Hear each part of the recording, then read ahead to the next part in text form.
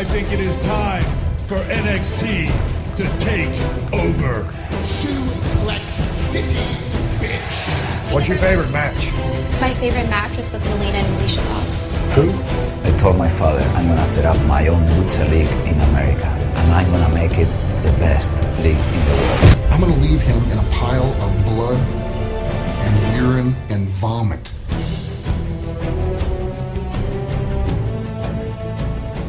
Hello everyone and welcome to the Let's Talk Wrestling Podcast. The wrestling podcast we review Monday Night Raw and give all of you beautiful people the mega ultra news of the week from the wrestling world. And I say that because, Jesus Christ, do we have one hell of a news section for you this week.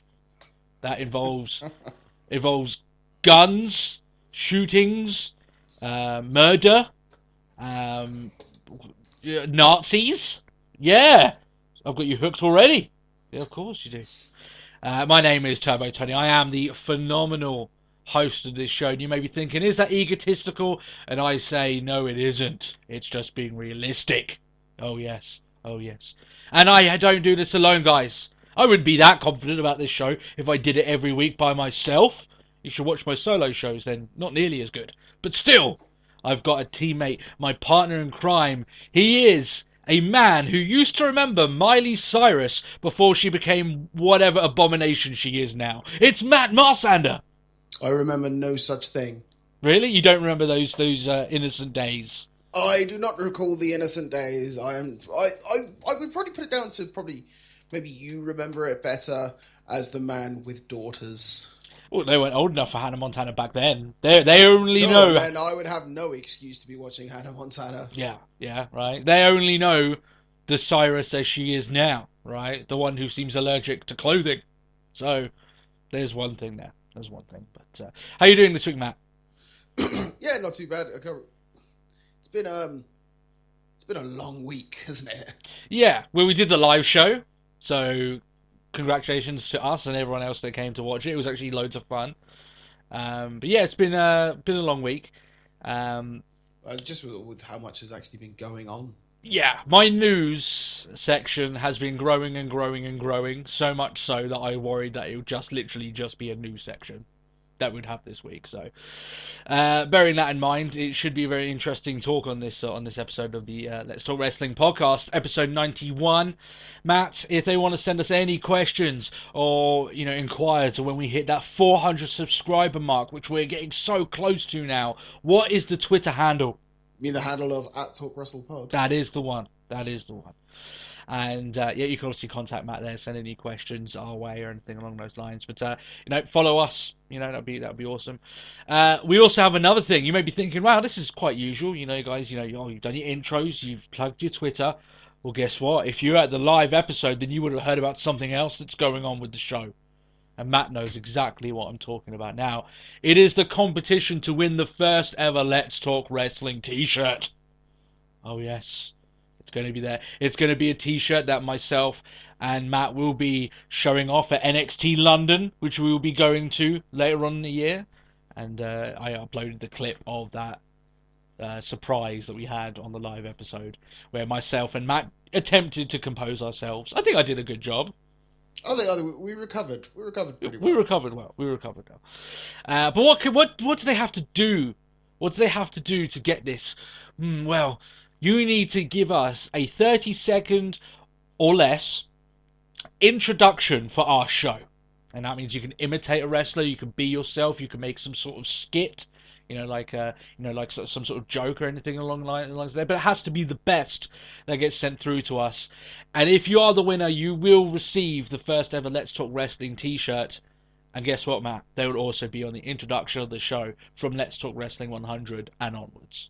And that's a damn good price.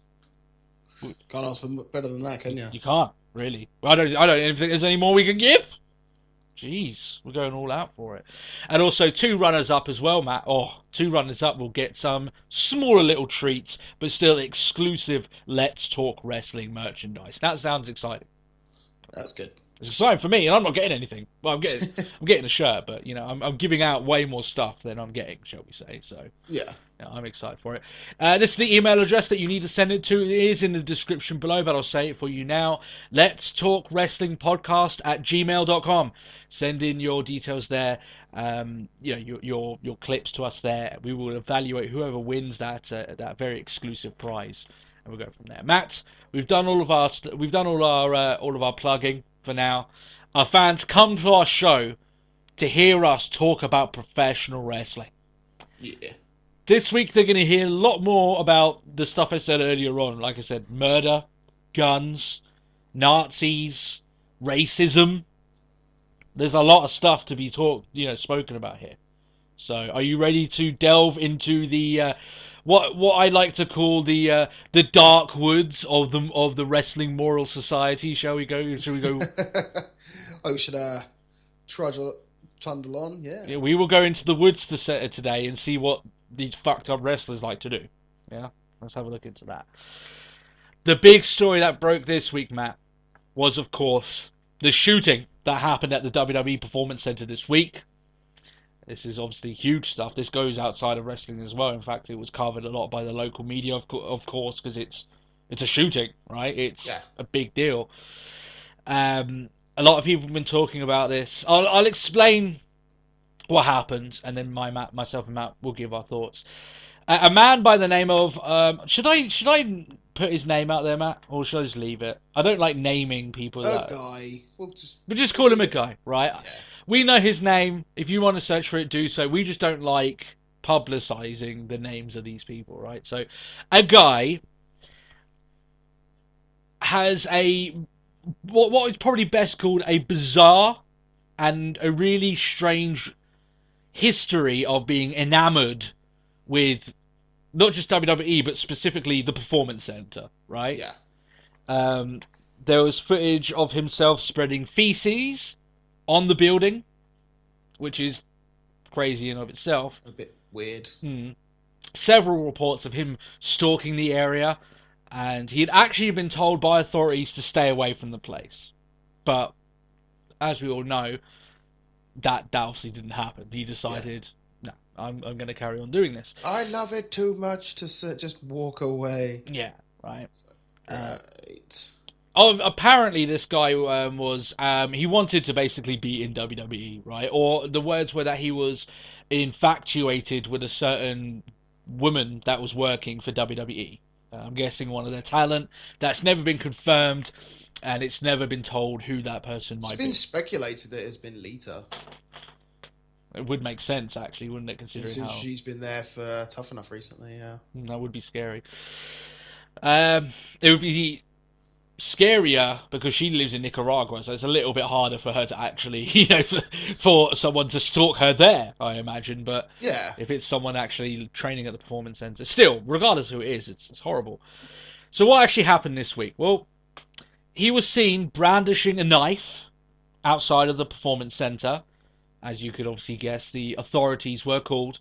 A police officer came to the scene, and when he arrived, this man attacked him, or at least attempted to attack him with the knife. You do that with an officer with a gun. By law, by their law, they have to shoot. It's self-defense. You're going to find yourself some bullets in your chest. Yeah. It's like, you earned them. Yeah, right. He was shot. He wasn't killed. They don't shoot to kill, these officers. They shoot to maim, right? Or to disarm, I think is probably the word. But basically, they don't go for lethal shots. They're trained, right? And obviously, this person was apprehended, right? And he was, taken to hospital, and everything happened here. But obviously, I mean, a shooting occurred. This man was shot, right? It could have been very easy that he could have been killed in this incident, in this incident, right? It's when I think of this, Matt, right? And I don't know, maybe this is just maybe it's just myself thinking of this way, because I don't have any sort of, I don't have any, I don't feel any sorry, I don't feel sorry at all for the guy who got shot. You go around walking with a knife, you attack someone, it's coming to you. Right? Yeah, especially when you try and attack a police officer. Exactly. Well done. Yeah, right. If you want to get shot, try and attack someone with a knife. That's pretty much guaranteeing that it's going to happen, right? You're going to get shot. So I don't feel sorry for him at all. What makes me worried about this is what if, right? And I get the feeling that I'm quite happy that it ended up the way it was, because when you think about it, what if this man had actually managed to find a way inside of the WWE Performance Center? Maybe he was infatuated with a woman inside that building and had taken that woman hostage with a knife. Yeah. That is far scarier than this guy getting shot. Right? That's the only thing that can run through my mind. I don't know how they managed to lock the building down or anything along those lines, but it's when you look at it this way, then it was quite lucky that things didn't escalate any further. I mean, what's your thoughts on it? I can't say I really had any thoughts on it. It was just it's all a bit messed up.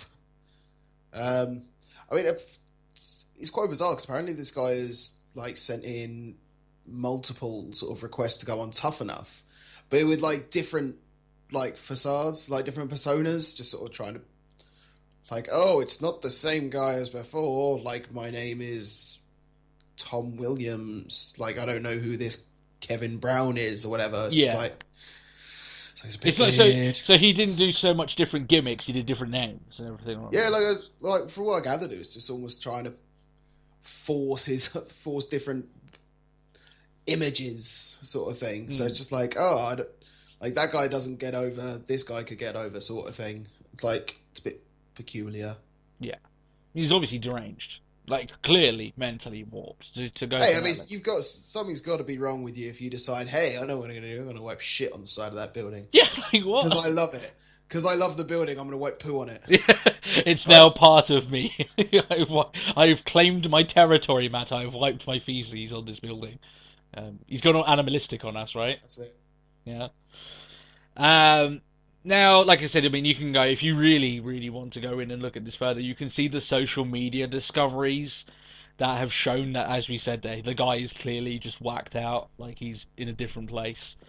And, like I said, I'm just glad that this happened and he's been apprehended before more damage could be done to someone who didn't mean any harm, right? So that's what I mean, like, one of these women, you know, I mean, let me put it the scariest for fans, right? Imagine if he had taken Bailey hostage with a knife. Now, that's scary shit right there, right? And that, technically, that could be the case, right? We don't know. It could be anyone. It could be someone that doesn't even work on camera, right? It's just, you think about it, it can get worse. So, yeah, this is big news that happened. Apparently, Triple H had spent the majority of the time at the Performance Center, so much so that he missed Raw. Yeah, that's true. So, you know, to obviously make sure that everything was okay and, you know, deal with the authorities and make sure that everything was, you know, that his talent going to be safe, essentially.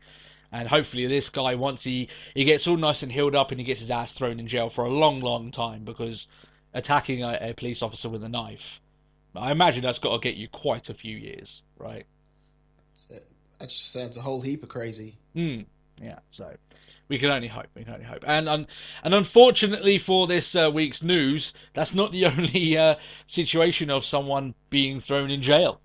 We're going to talk about that a little bit later on. Moving on from that, Matt, a certain girlfriend of the WWE World Heavyweight Champion and the United States Champion. I was getting to that. Okay. You may know her as Zara Scriber. Now, we've talked about this woman, I'd say, quite a bit, considering we had a question when she was initially signed about... We've mentioned her, we've talked about her a lot for someone who hasn't even made it to TV. Right, yeah. Like, she's if you look at this from WWE's point of view, she's propped up quite a few times. That's caused them a headache, and yet they've got no return from the woman. Like, she hasn't been on TV. Now, this week, she had actually made her live debut. She had debuted as Solomon Crow's sister, in which case I have no idea how the looks from one go to the next, because she's drop dead gorgeous. And to be fair, I find it quite funny is the fact that it's like maybe this was their saving grace, and we need to try and get Solomon Crow back on TV somehow. Yeah, because I don't care.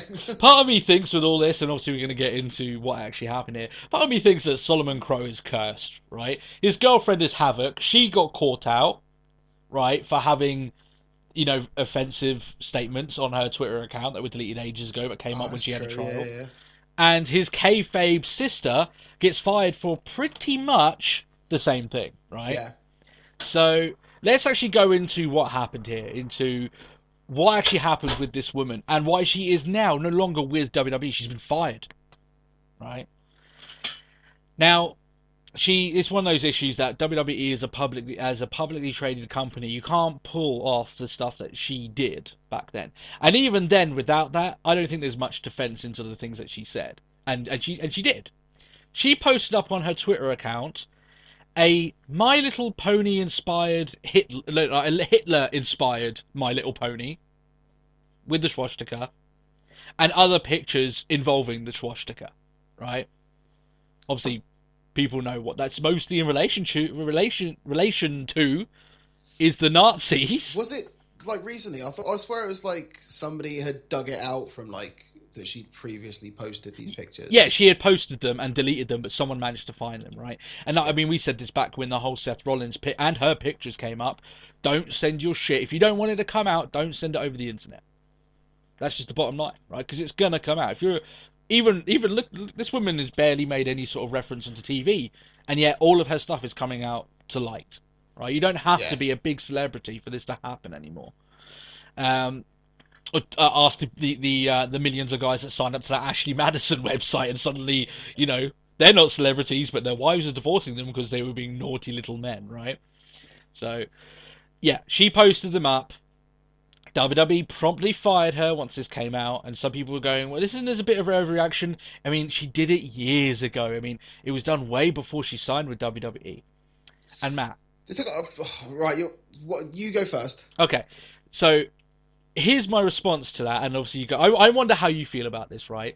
First of all, WWE are in mega protection mode. They don't need much of a reason to fire you in this sort of realm. And by the way, she can thank Hulk Hogan for that, right? But considering how offensive that symbol is to the millions of people who lost their lives, despite what she says about it meaning something else, she said it's something, it means something much greater and something much more pure than when the Nazis got hold of it. Well, guess what? When the Nazis use it as a symbol to kill millions of Jewish people, that symbol means far more to some people than it would ever mean to her. Right? So, it doesn't matter how you feel about it. If you're going to put swastikas on your Twitter page, guess what? That is fucking offensive to people who had their families murdered by Nazis. There's no getting around it. I could say, right, that I could wear a KKK hat, walk into, a black fraternity, right, and go, well, actually, this means hope to me. Guess what? I'm still being fucking an idiot and a jackass and racist. Because it doesn't mean it to them, and I should be aware of other people's feelings, right? So, there's no response to this. When she posted this up, I don't know what was going through her head, first of all. But when you go into a publicly traded company, you need to be squeaky clean. Obviously, she wasn't, for multiple reasons. So, yeah, that's pretty much what I'm going with. What do you think, Matt, about this? I think that WWE was right. I don't think there was any I think chance. they were completely right about it. I mean, the thing is the fact that they had announced previously, loads of people were just like, oh, how could they do this? Why are they doing it? It's like, well, they had at one point actually turned around and put out this statement saying, like, we're in the eyes of the public, and if your shit stinks, guess what? We're going to find out about that. Yeah. It doesn't matter how retroactive it is, right? If WWE find out and the public find out, then you should know the writings on the wall, right? Yeah. And it isn't WWE would do this. If she was a professional tennis player and stuff had come out about this, guess what? Her sponsors would drop her ass. It ain't just WWE. This is corporate America, right? If she was in the US soccer team and this had come out, she could be the best fucking football player in the world, Matt. And this stuff comes out, and guess what? She'll have her ass dropped. Yeah. Right? because it's public perception, and it's just the way it is. Some people are trying to find reasons. Oh man, I can't believe they're getting too crazy with this now. Well, Matt, the $50 million that they lost after Hulk Hogan was booted from the company, to me that says that they're acting accordingly to their bank account. Yeah. Also, the way the company thinks it should be. And is that a bad thing? No. Yeah. And like I said, her only response to this was, well, it means something to me. It means something. It meant something before the Nazis got hold of it. Guess what? If I take a spatula and I go out and kill 10,000 people of a certain race, guess what? It doesn't matter about how it meant to flip eggs before. That's still associated with the deaths of that many people. You just can't get away with it. I can get that, but I think the only thing is I saw the picture and they were just like, oh no, but it's held in this certain way, and it's like, so as a result, it's this thing. I was like, it's being held by a fucking eagle. Like, it's all well and good you turning around saying, oh, it's not the Nazi one because it's like, it's been flipped, so it's the good version of it. It's like, through association, that's still bad. Second of all, there's a fucking eagle in that picture. And everyone associates the the eagle with the Nazi parties. That's just sort of like, doesn't matter, still bad. Yeah. No, yeah, and the ultimate thing as well is that My Little Pony shoe picture had a Hitler mustache on it. So it was a reference to Hitler. Sorry, Hitler didn't mean anything before... Oh, Hitler meant something before he became a Nazi. I mean, it's just ridiculous, right? Like, Hitler's Hitler. You can't get around it, It's just, I just thought it was a really lame response. I saw one thing. I don't really quite understand where she was going with it, but she was just sort of like... I don't know who she was, like, whether she was trying to offend someone or get back at someone else, but it's like, I saw a tweet, it was just like, right, that's it, I've got no ties now, and, like, I don't have to worry about anything, and I'll be bouncing on Seth's dick. I was like, where has that come from? Yeah, it's a bit crazy, right? Like I said, though, I mean, Matt, Seth Rollins knows how to pick his women, right? Jesus. All the problems he's had with his significant others throughout his WWE career, at the very least, has caused him more than a headache, shall we say. So, oh, man. Zara is gone. She never really got a chance to try, but when she pulls stuff like that, like I said, I can't really defend her. I mean, I thought that she might do really, really well. In fact, when we were first asked about her, we said, look, she probably's got a great look. I think she can definitely, I don't know how well she can work, but she looks the part. She looks different. That's it. Doesn't matter anymore, right? Just the way it is. And any young guy, right, training to get into the WWE, next time you get a Twitter message that makes you laugh and it might be mildly offensive, guess what? Just don't retweet it or take it as your own and just tweet it up. Just don't do it, because you need to be squeaky clean. And it's not just for that as well, right? Any young athlete, you need to conduct yourself properly. Your shit can't stink. Yeah, you have to be. Myself and Matt, we get the luxury of we can say whatever we like. Yeah, we've got a small fan base. They could desert us, right? But we won't be chastised by the public for it. But at the end of the day, I'm not saying it's right. It's just the way it is, right? And thinking it's any other way is naive, right? So that's what I'd say with it there. I do see a lot of people trying to defend her. Come on, let's get with this now. You know that as soon as that stuff comes up, she's done. Anything else you want to say about that? Yeah, no, I got nothing else. Let's move on to our story involving assault and kidnapping, false imprisonment, I think they call it. Bram of TNA fame has been arrested for false imprisonment and battery. Yeah, man, this news, huh?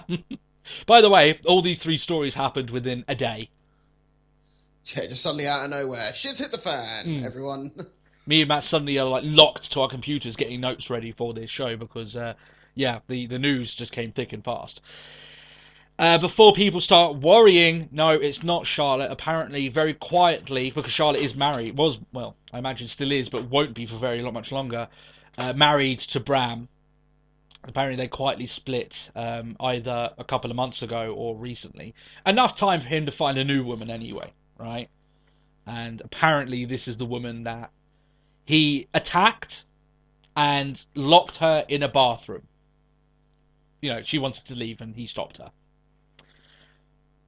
This is not a man that is a one-time deal with this sort of shit happening, right? You remember, Matt, you've got a little bit of distaste for Bram, and I know why. Because I get the feeling your beloved Ascension would be a lot better off if Bram had decided not to go punching a police officer. Yeah, that's true. Am I right? Am I striking? That's quite true. Yeah. Now that's obviously a question of itself. Do you think that's actually a quick question I'll go into before I have here? Do you think the Ascension would be better off if Bram wasn't an idiot and was still part of that group? Yes. You think far yes? Yeah. Okay. I think easily yes. Okay. Yeah, I'm not going to bank it on too much, but yeah, I'd probably say yes as well. I think Vince would have taken a liking to Bram, actually, to be honest. But he's an idiot. He's gone and done these things. I mean, he's a fucking violent criminal, by the way. So there is that. So it's a shame that when this sort of stuff comes up about Bram, like I said, it doesn't initially shock me because he's got a track record of this sort of stuff happening, right? I mean, like, you know, one thing talking about Charlotte, it always seemed to me as if they were two people that weren't entirely compatible, and it was a shock to me learning that they were actually together. But I mean, to be honest, like any man who locks his significant other in a bathroom and then attacks her doesn't sound like he should be really compatible with any self-respecting woman, Yeah. right? So there is that. TNA have suspended him. They should have fired him considering his track record, to be honest, but they've suspended him because, I mean, they have signed him to multiple multi-year deals according to TNA, so they've suspended him. They haven't fired him because they can't. Yeah. So that is the case with him there. Like I said, I thought TNA should fire him because, I mean, they're suspending him until it goes through the full legal process. I don't think you need the full legal process to know that Bram, the history that he's got, has done exactly what's happened here. So, I mean, now it cost Bram's first violent tendency, cost him his job with WWE. Now it's cost him his job in TNA. He's hurt people. I mean, any promoter looking to take him on after all this stuff happens does so at the risk of a ticking time bomb. At a proper pinch of salt, yeah. Yeah, right. You're probably going to get the backs up of your locker room. You're probably going to have a disaster on your hands when he does something else like this. Man, you think of the potential of the guy as well. It's a shame because I actually think he's a great worker. Right, some of the matches I've seen him in TNA have been quite entertaining. He's a penis, right? He just can't stop being a fucking violent asshole, right? Like, it's pretty much the blunt. There's no two ways, other way to voice it, really. So yeah, I think Bram's done. If TNA won't be, I doubt TNA will be around after Bram's done his prison sentence. So yeah, that'll be that. But still, horrible news. And like I said, it's not the only man. There's loads of people I'm saying yes, he should go to jail. Yep, that's the second. There's more coming. So, the news this week, Matt. The news this week. Is there anything else you want to say about Bram? Nope. No. Nothing more to say. Nothing more to say. You will have a bit to say about this. Hulk Hogan was on Good Morning America this week. Yes, he was. And if you haven't watched it already, guys, when you do so, just brace yourself for the avalanche of bullshit. Because it's like a wave, right? Like a tidal wave of bullshit. Would that be a good description? Yeah, I think that'd be solid estimation of it all. Yeah, right. So like I said, bullshit meter. Don't even strap it in because it'll break. Right, it will just go into overdrive. Just don't do it. It's a very short interview that happens. Obviously, it's been cut up. It's been edited a lot. They showed the most dramatic moments of the interview. Right. He says that he agrees when the interviewer says, "Do you think that some of your racial prejudice comes from your generational upbringing?" And he says, "Yes, that's probably the case." And he says, that word that I use, the N word, was just a word thrown around by a lot of my black friends and people at that time and stuff like that. Man, I mean, I said this back when it all started. You could take the N-word out of that entire rant, and guess what? It's still just as racist. Yeah, it's still offensive. It's still offensive, right? There's no way getting around of it. It's his views on black people that are warped, not that word.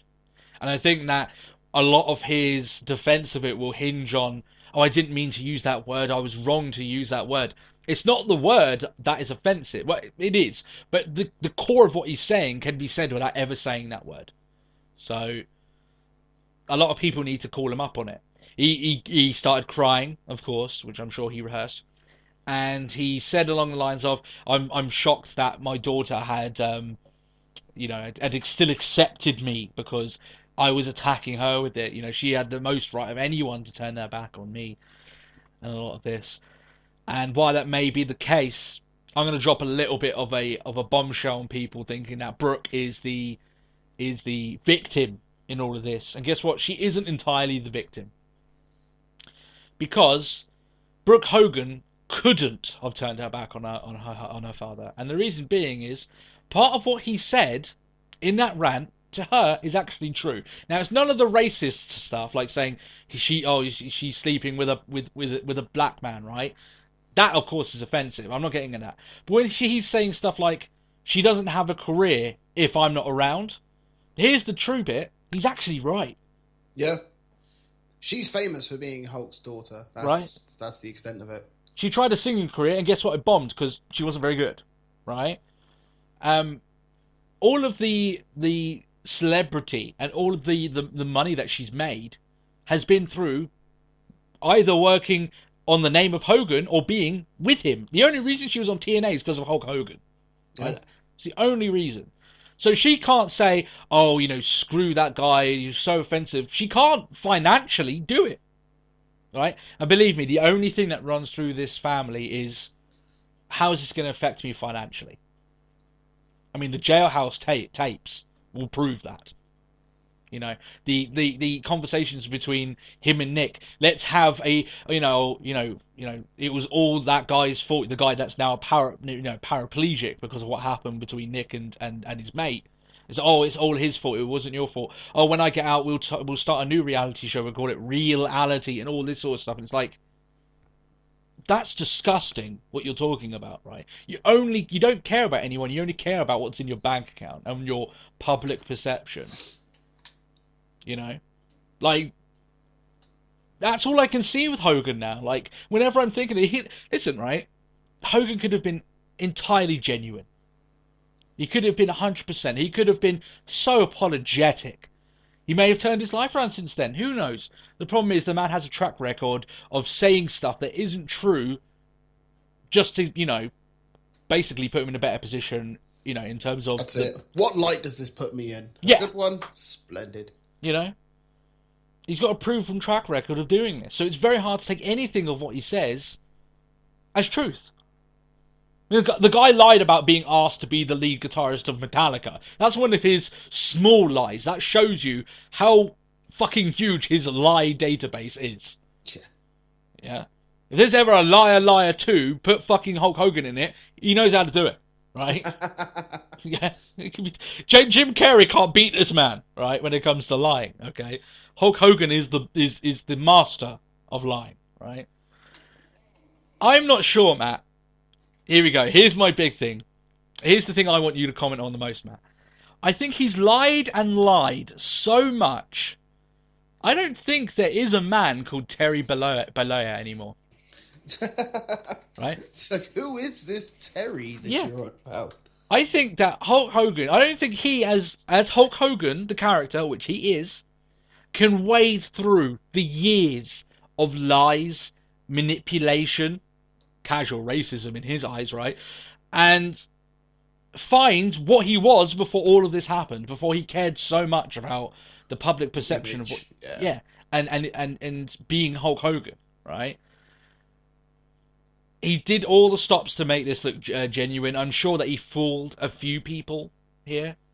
But Matt, were you fooled? I couldn't watch it all. You couldn't get through it? Oh no, like the moment I saw that he was starting like, oh, and I can't believe, like, and starts crying, I'm like, I'm out.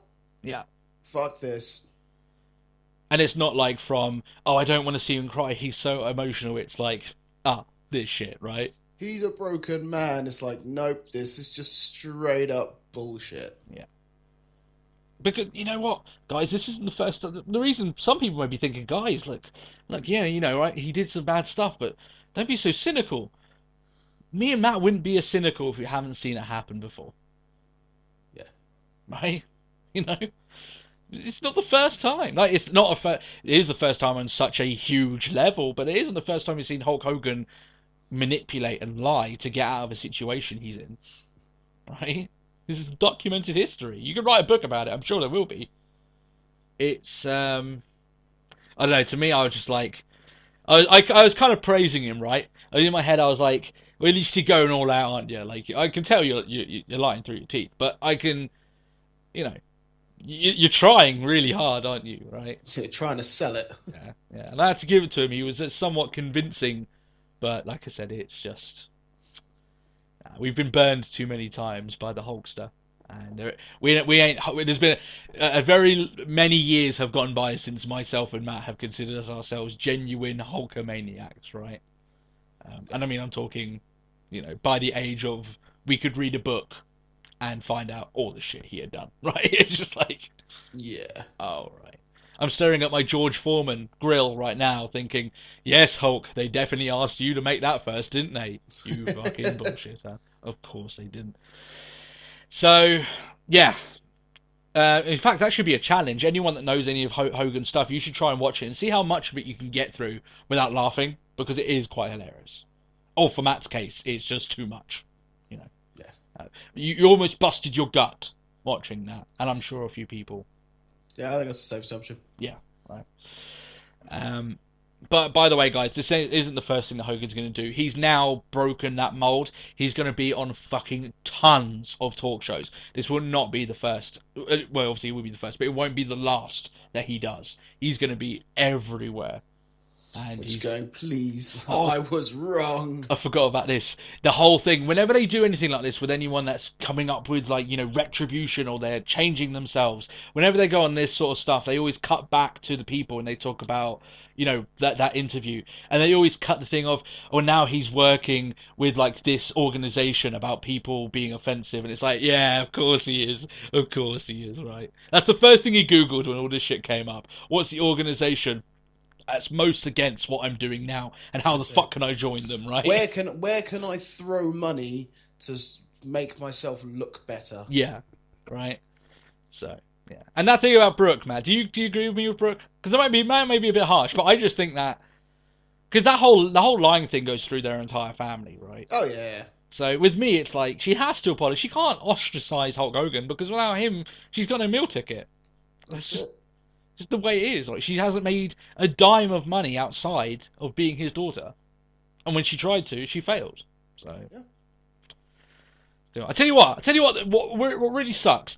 The black man that Hulk Hogan was being so offensive towards, sleeping with Brooke, he's down $2 million, and he was insulted by Hulk Hogan. Right? He's the real victim in all of this. So, the spare thought. We need his name out so we can all say sorry to him. Right? Not all of us, but we can all feel sorry for him, you know, along those lines. So I don't even know the guy's name. No, I don't know his name either, but yeah, he's the real guy. He's the real victim here, not fucking Brooke. Come on. That's it. We don't even know who he is. All right. Oh well, but yeah, you can watch it now. Like I said, you can just YouTube it. It's up everywhere, and it's special, shall we say? We move on from racism to cold-blooded murder. I told you guys this week. We're going to have about an hour's worth of news. It was one of those weeks, right? Sometimes me and Matt gets 5 minutes worth of news and it's fluff stuff that we barely even want to cover. You know, well, we do, but you know what I mean? It's just along the lines of we want to cover, but it's like we can't spend like half an hour talking about this stuff. Man, all this stuff we could talk about for a whole fucking episode. Here we go, Matt. Do you know a little bit about this? What I'm getting at here? Yeah. I know. Jimmy Superfly Snuka has been arrested this week in regards to third-degree murder in 1983. A case that is over, 30 years old, is it now? 32, yeah. 30 years old. And you may be thinking, well, first of all, how is that possible? Well, obviously we don't know that yet, but I'm guessing that the investigators have left the case open and they found new evidence somehow. That's the only thing I can surmise, you know. Yeah. Or there's some sort of loophole in the courts that maybe something, like a law passed or something like that, or something ran out, and that way they can actually use a different avenue. Tackle it, yeah. Yeah, a different avenue of prosecution. We don't know. There's certain ways it can happen, but it's not unheard of. It's just very rare that this sort of stuff would happen, right? So, what is this in regards to? Did Jimmy Snuka kill someone? It is by general assumption, and I'm going to tell everyone now, it is by my thoughts as well, that he did. He killed someone over 30 years ago. Someone by the name, it was his girlfriend at the time, of Nancy Argentino. She was killed. Her body was found. Basically, Jimmy himself called the ambulance. They came to, I think it was a hotel room that they were in. She was still alive, I believe. I think she died on the way to the hospital or at the hospital. She had received a savage beating, and she had multiple, we're talking over 20 cuts on her body. So how something happened without Snuka knowing what happened or who did it to her is extremely slim. So the fact that he said nothing, or I don't know anything, seems to pertain to the case of the fact that Jimmy Snuka killed his girlfriend. That he murdered her, right? Yeah. There is a rumour, Matt, I don't know if you heard about this. So you may be thinking, well, if this is the case, Tony, Tony, you're talking shit. How the fuck did this happen? If he got away with it, obviously it wasn't the case. Okay, fair enough. He did get away with it. Obviously he hasn't got away with it now, so you can say that's not the case. It is by general thought that, a lot of people have said this, that the case is a certain young, at the time, Vince McMahon, walked into a police station with a suitcase and walked out with Jimmy Snuka. Now you can make two guesses into what was in that suitcase. I'm guessing a fuck ton of money. Yeah. Whole heap of cash. Yeah. Either that or blackmail, but I don't know how the fuck, Vince has that many contacts. He's only a wrestling promoter. I'm guessing he passed a lot of money into that in that precinct and managed to get Jimmy Snuka away. Afterwards, the family of Argentino did actually sue Snuka. They didn't win. They got a weird victory where basically he wasn't convicted as a murderer, but he was still had to pay them, I think, $500,000. He wasn't financially able to do so he never paid that money to this woman's parents, right? Which is obviously her next of kin. Like I said, that's all hearsay, guys. Before I continue, that's all hearsay, but it's generally accepted as the truth of what happened, right? And multiple people in the wrestling circles have stated that happened, right? And we don't know how Jimmy Snuka got away with it, right? That he killed this woman and managed to not be put in jail. Well, like I said, I think that Vince McMahon paid them off. Whatever, maybe that money ran out. Maybe they found out the fucking bribe and don't know. Maybe they're trying to clean up the precinct. So they're like, okay, well, now we've got the evidence. Now we can actually arrest him. Jimmy Snuka, by the way, is basically on death's door. So I don't know how much arresting him, putting him in jail now, 30 years after what happened, is going to do. It's not really going to get anything, is there? Yeah, right. It's too little, too late, really. But it's, his lawyer, one of the things that does kind of confirm a lot of what I'm saying, his lawyer came out and said that Snuka is mentally incapable of standing trial. That, to me, is, and by the way, apparently he has partial dementia. I don't know how true that is. I don't think it's true at all. But with that news, I'm more sure than ever that Jimmy Snuka 30 years ago killed his girlfriend in a hotel room. How does your girlfriend in the same room as you get that much of a savage beating, get that cut, and you don't know anything about it? I know. You didn't know what he said is you didn't know anything about, and she's dead. Yeah. Right. Something happened, and if he knows who did it, then why the fuck hasn't he said? After all this time, why are the police this sure that he did it? Were able to arrest him 30 years after it happened. For his lawyer to come out and say that he's mentally incapable means that his lawyer thinks he's going to lose. So if he does get put in jail, guess what? He'll go into you know, like, or maybe they'll postpone it because they think he's mentally incapable, like he's just not able. So like, Yeah. you know, he might get away with it that way. So that's what they're going for because I'm guessing his lawyer doesn't think he'll win. He'll win in the trial. Now, the one thing a lot of people say with this is, well, if it's come out that Jimmy Snuka didn't get arrested because of this bribe, is Vince McMahon in trouble?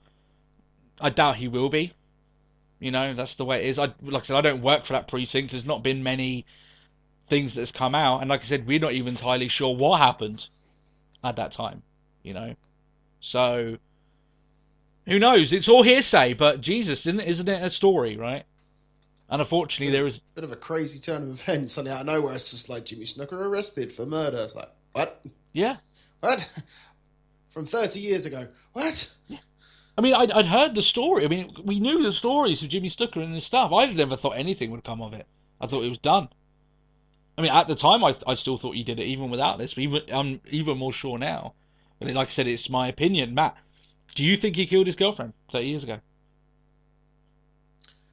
I went past judgment. You're not going to pass judgment. That's probably a wiser thing to do than what I'm saying, to be honest. Yeah. Because you are wise, Matt. I am indeed. Will you elaborate to what it mostly looks like what happened? I'm not going to say that it doesn't look in a positive light for him, but it looks a bit suspicious, shall we say? Somewhat, yeah. I think there's more than a few people that will state, look, it's just you have to join the dots, right? Yeah. It goes down to it. A lot of people may be saying, okay, let's say that Vince did do it. Why would he do it, right? Why didn't he just let the system get away with it? Times were different back then, right? Imagine if Hulk Hogan had done that, being the big money draw, right? Vince would probably pay double whatever he might have paid. Done the same, right? He wouldn't be able to live. His business wouldn't survive. Back then, it wasn't WWE people were going to see. It was the names. Yeah, it was the Hulk Hogan's drawing the money. It wasn't WWE. That's it. You know. Now it's different. Now WWE is the name. WWE is the brand, right? There wasn't really brands back in that time. Well, but there obviously was. But wrestling certainly wasn't in that sort of situation. So it is interesting. I like to hear what our fans thoughts of it. By the way, his Legends deal has been suspended. You would imagine that would be the case. Yeah. Until all traces of him have been removed from WWE's website. It's like you've been seeing I've been seeing some great pictures recently. It's like it was sort of like why is Mean Gene stood in this room on his own with a microphone. Yes. Oh, they just like superimposed Stevie Richards onto it. Like Stevie Richards got even more stuff. I didn't realize. It's like, do you remember that time where what was it? Where Roddy Piper hit Stevie Richards with a coconut? Yeah. But yeah, like I said, it's big news, and I'm very interested to see what happens with this, whether he gets convicted. And I hope that if this does go, I mean, it's going to court very soon, right? Like they've literally got the court date set up. That's it. Like this ain't Oscar Pistorius stuff where they've got to wait 6 months just to get their evidence in order. It's they're going full for it. So it'll be interesting to see. Hopefully the evidence of what has made them now all this time. I would love to know what now has made them able to prosecute him. What's been the turning point? Yeah. All this time, 30 years, right? That's a lot of time. What has come up on their doorstep that suddenly gives them some information, enough information to be confident of prosecuting him in the court of law? That is interesting. So we'll see where it goes there. Now we go from all that news into a little bit lighter news, shall we say? Things that we can laugh about, okay? Which I think we're desperately needing with all these, murder, shootings, and assault on women and stuff like that. We need something to laugh about. So let's all laugh at Eva Marie. Oh, I thought you were going to go on about Sunny. Jeez. Well, no, she's coming, Matt. We're getting to her. We're getting to her. So Eva Marie.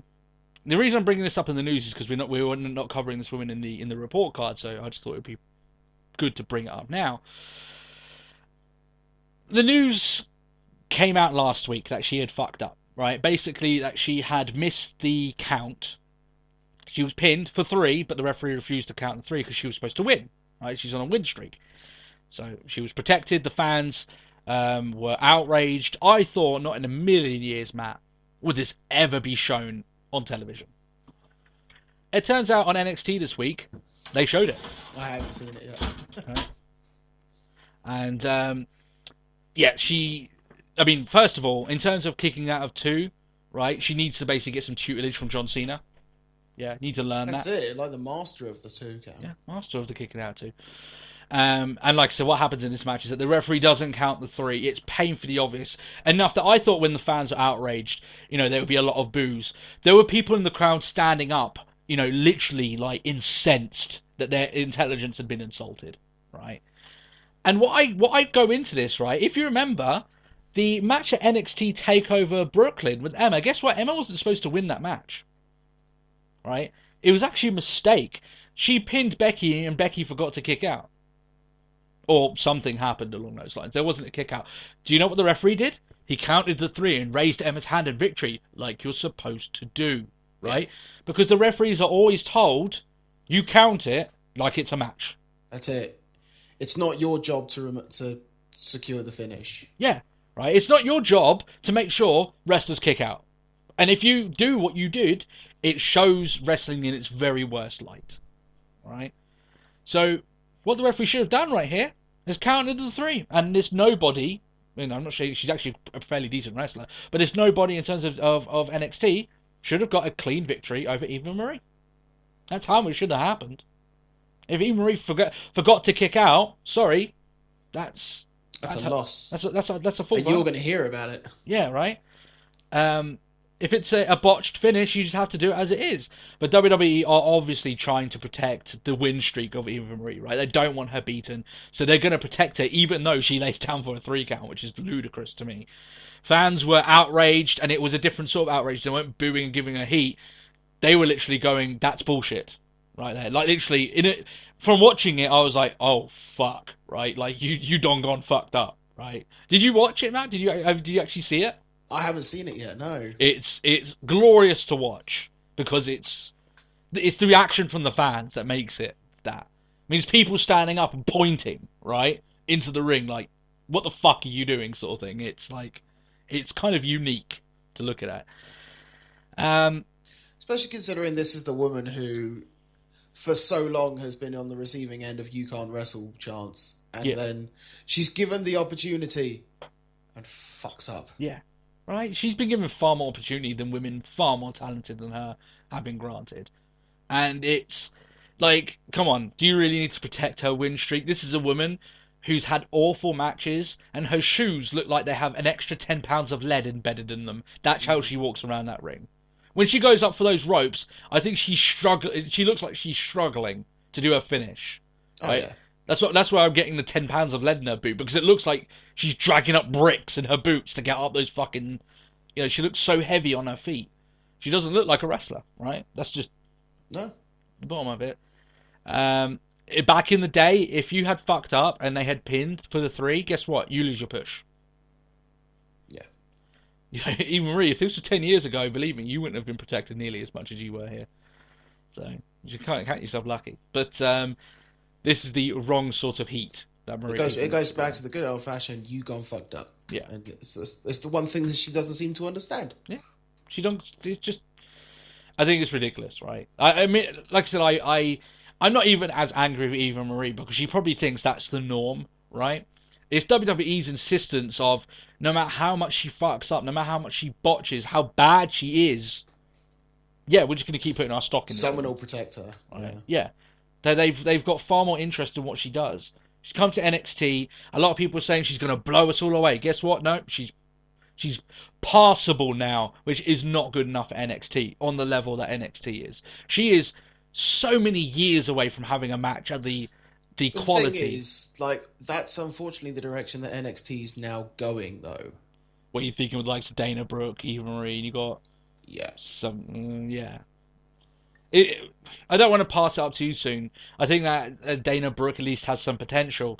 Eva Marie, like, she needs a slap, right? And said, look, next time you don't get your shit in gear, Like, we can't keep doing this. We can't keep making us look bad just to make sure you get another chance. You've That's had it. so many chances. We're protecting you and damaging our industry. Yeah. Don't expect us to do that. Yeah. Fair enough. If you want to protect a woman, that could be, she makes one mistake in one match, but you want to protect her thing because she's a fantastic in-ring talent. She ticks all the boxes. Then I go, well, yeah, still, it's shit. It shouldn't happen, but I can kind of understand it. What are you protecting here? Why are you going... Obviously, I know why. I don't agree with it, but I know why they're trying to go that extra mile. It's it's pointless. Obviously, she never wanted to be if she says she wants to be a wrestler now, then she's left it far too late. Right? By the time she becomes a good wrestler, guess what? All those looks that get you the Total Divas money in the FHM magazine, sorry, they ain't going to be there anymore. Right? It's going to take her a lot longer to get good in that ring than it will take, than the years she has left as a model. Right? And I know that's harsh, but I'm just saying it's the way that WWE will look at it. Right? That's the reason the women in WWE normally stop when they hit 30, right? That's, I know it's bad, but that's just the way it is, right? Yeah.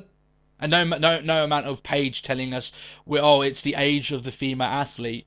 You tell that to the people that would happily fired Candice Michelle when she gained a little bit of weight, even though she was doing some of her best work in the ring at that point. Yeah. It's weird. It's the way it is, That's just the way it is. Let's talk about another woman that annoys me more than Eva Marie. That's true. Now we're going to talk about Sunny. We're going to talk about Sunny. Yay, what a slut. So, yeah, essentially, right. So, the news had come out that WWE were thinking, they haven't made any action so far, thinking of maybe removing her from the Hall of Fame. Obviously, this had never come up, but this is in regards to some of her life choices recently in regards to showing desperate men some really not sexy shit on Skype for money, right? Her views on women in general, which I think is offensive to all women, including herself. And some of the stuff that she comes out with obviously isn't very PC. So they've been looking at removing her because of her recent actions and statements, right? She made a statement throughout the week addressing this. And Matt, you said it had some good points, so I'd like you to go first to kind of... Because I do think there, like I said, I do think there's some sort of point here, but I disagree a little bit. But go on. Like, I was originally just sort of like, it's a bit... It's like she makes a fair point with the whole... I don't understand why they can almost like play some sort of jurisdiction on how I have to support my life. With the fact like she was like, the last check I got from them was for something. I can't even remember what it was now. And then before that, it was Hall of Fame, and that's it. Yeah, she doesn't have like a Legends deal or anything with them. Yeah, she doesn't get paid by the company. Yeah. So that was the sole thing. I was just sort of like, okay, fair enough.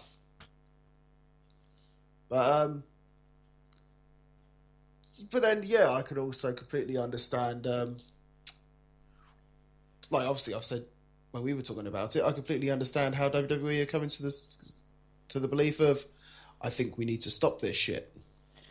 Yeah, I mean, my initial thought with it was that I don't think WWE will actually do it, first of all, because I think by removing her from the Hall of Fame, you put more light on what she's doing now, which is still negative to WWE, because guess what? She's a former WWE wrestler. Well, not really wrestler, but talent, whatever. So by leaving her in there and just leaving everything as it is, you're not drawing attention to it. So I actually think that they won't do anything. Yeah.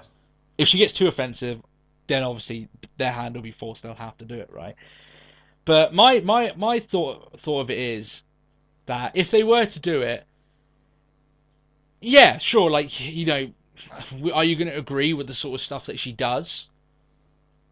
I don't agree with it. She's going to say, well, I do what I do to make ends meet, and, I can hardly say anything against that, yeah? So you are right, but to be naive enough to think that WWE aren't going to act on that is something different, right? You can make your ends meet, and I do agree, she'd probably make as much money now as she did. In fact, she'll make more money than she did before if she gets taken out of the Hall of Fame, because the light, like I said, the spotlight will suddenly be cast on her. People want to talk to her, get her feelings, want to interview her. Her name will suddenly be something for a little while again, right? To Yeah. people that don't want to see her naked, like me and Matt, we have absolutely no. I'm not paying. I'm not paying desire. that $50. Yeah, right. So, in her eyes, actually getting cut from the Hall of Fame would probably actually financially be better for her, which may shock a few people. But to be naive enough to think that WWE are going to try and tiptoe away from you in that capacity, from doing that sort of stuff, especially when it's that public, I mean, everyone knows that Sunny's been doing this stuff. I think it's a little bit naive on her end, especially WWE the way it is now. They'll, the way they look at it is that if anyone all it has to be is one of these major news outlets posts up former WWE diva Sunny is selling herself on Skype, and just because it's got ex WWE in it, that's actually negative to WWE. They may lose some they lose public opinion, which to WWE is money, right? Public opinion is money. That's why they care about it so much. So that's the way I have to think of it. I don't have any time for Sunny, though. I think her views on women are disgusting. And when there's me and Matt, who have more of a liberated view on women than a woman, that to me is there's something wrong with that. There. When a woman is thinking that a woman's place is to just be a tramp, really. Yeah, right. Whereas me and Matt are like, no, they can be competitors, they can be athletes, they can be whatever they want to be, right?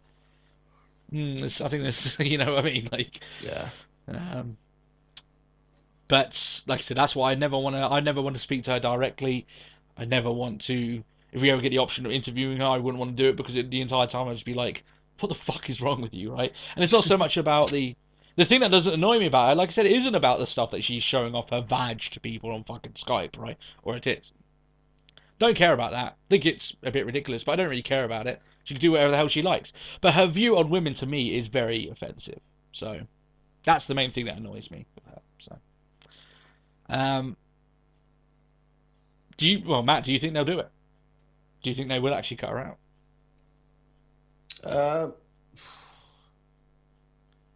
It's a difficult one to say, really. I think push may come to shove, and they may have to, but I don't know. I think they'll try and. WWE want to keep it as quiet as possible because then it stays out of the public's face, and that's all they want. Yeah, I firmly believe they won't get rid of her. Only if she makes too much noise that it's public anyway. So they're just like, okay, well now we have to do it. The quieter she is, well, now we've got no choice. Yeah. The quieter she is, the least amount of public, viewership on what's going on, and in regards to that, then that will dictate what WWE does. I honestly think they probably looked into it. I'm not going to say, but ultimately, when it gets back to their board of directors, they'll be like, no, because it will cast a negative light on us. It will bring light to the sort of shit she's been doing to a global audience. We don't want any of that. So that's just the way of it. So the fan feedback is next. We've got a few interesting questions from our fans. Not including obviously all the questions that we got on the live episode. I know there's a few people that were a little bit sad that they missed the live episode. That to me and Matt means that we did a good job at the very least, and you guys were interested with it. And obviously sorry that you weren't involved. I think we might try it again some other time. We can't shun the idea of going again. It was quite successful. We enjoyed it.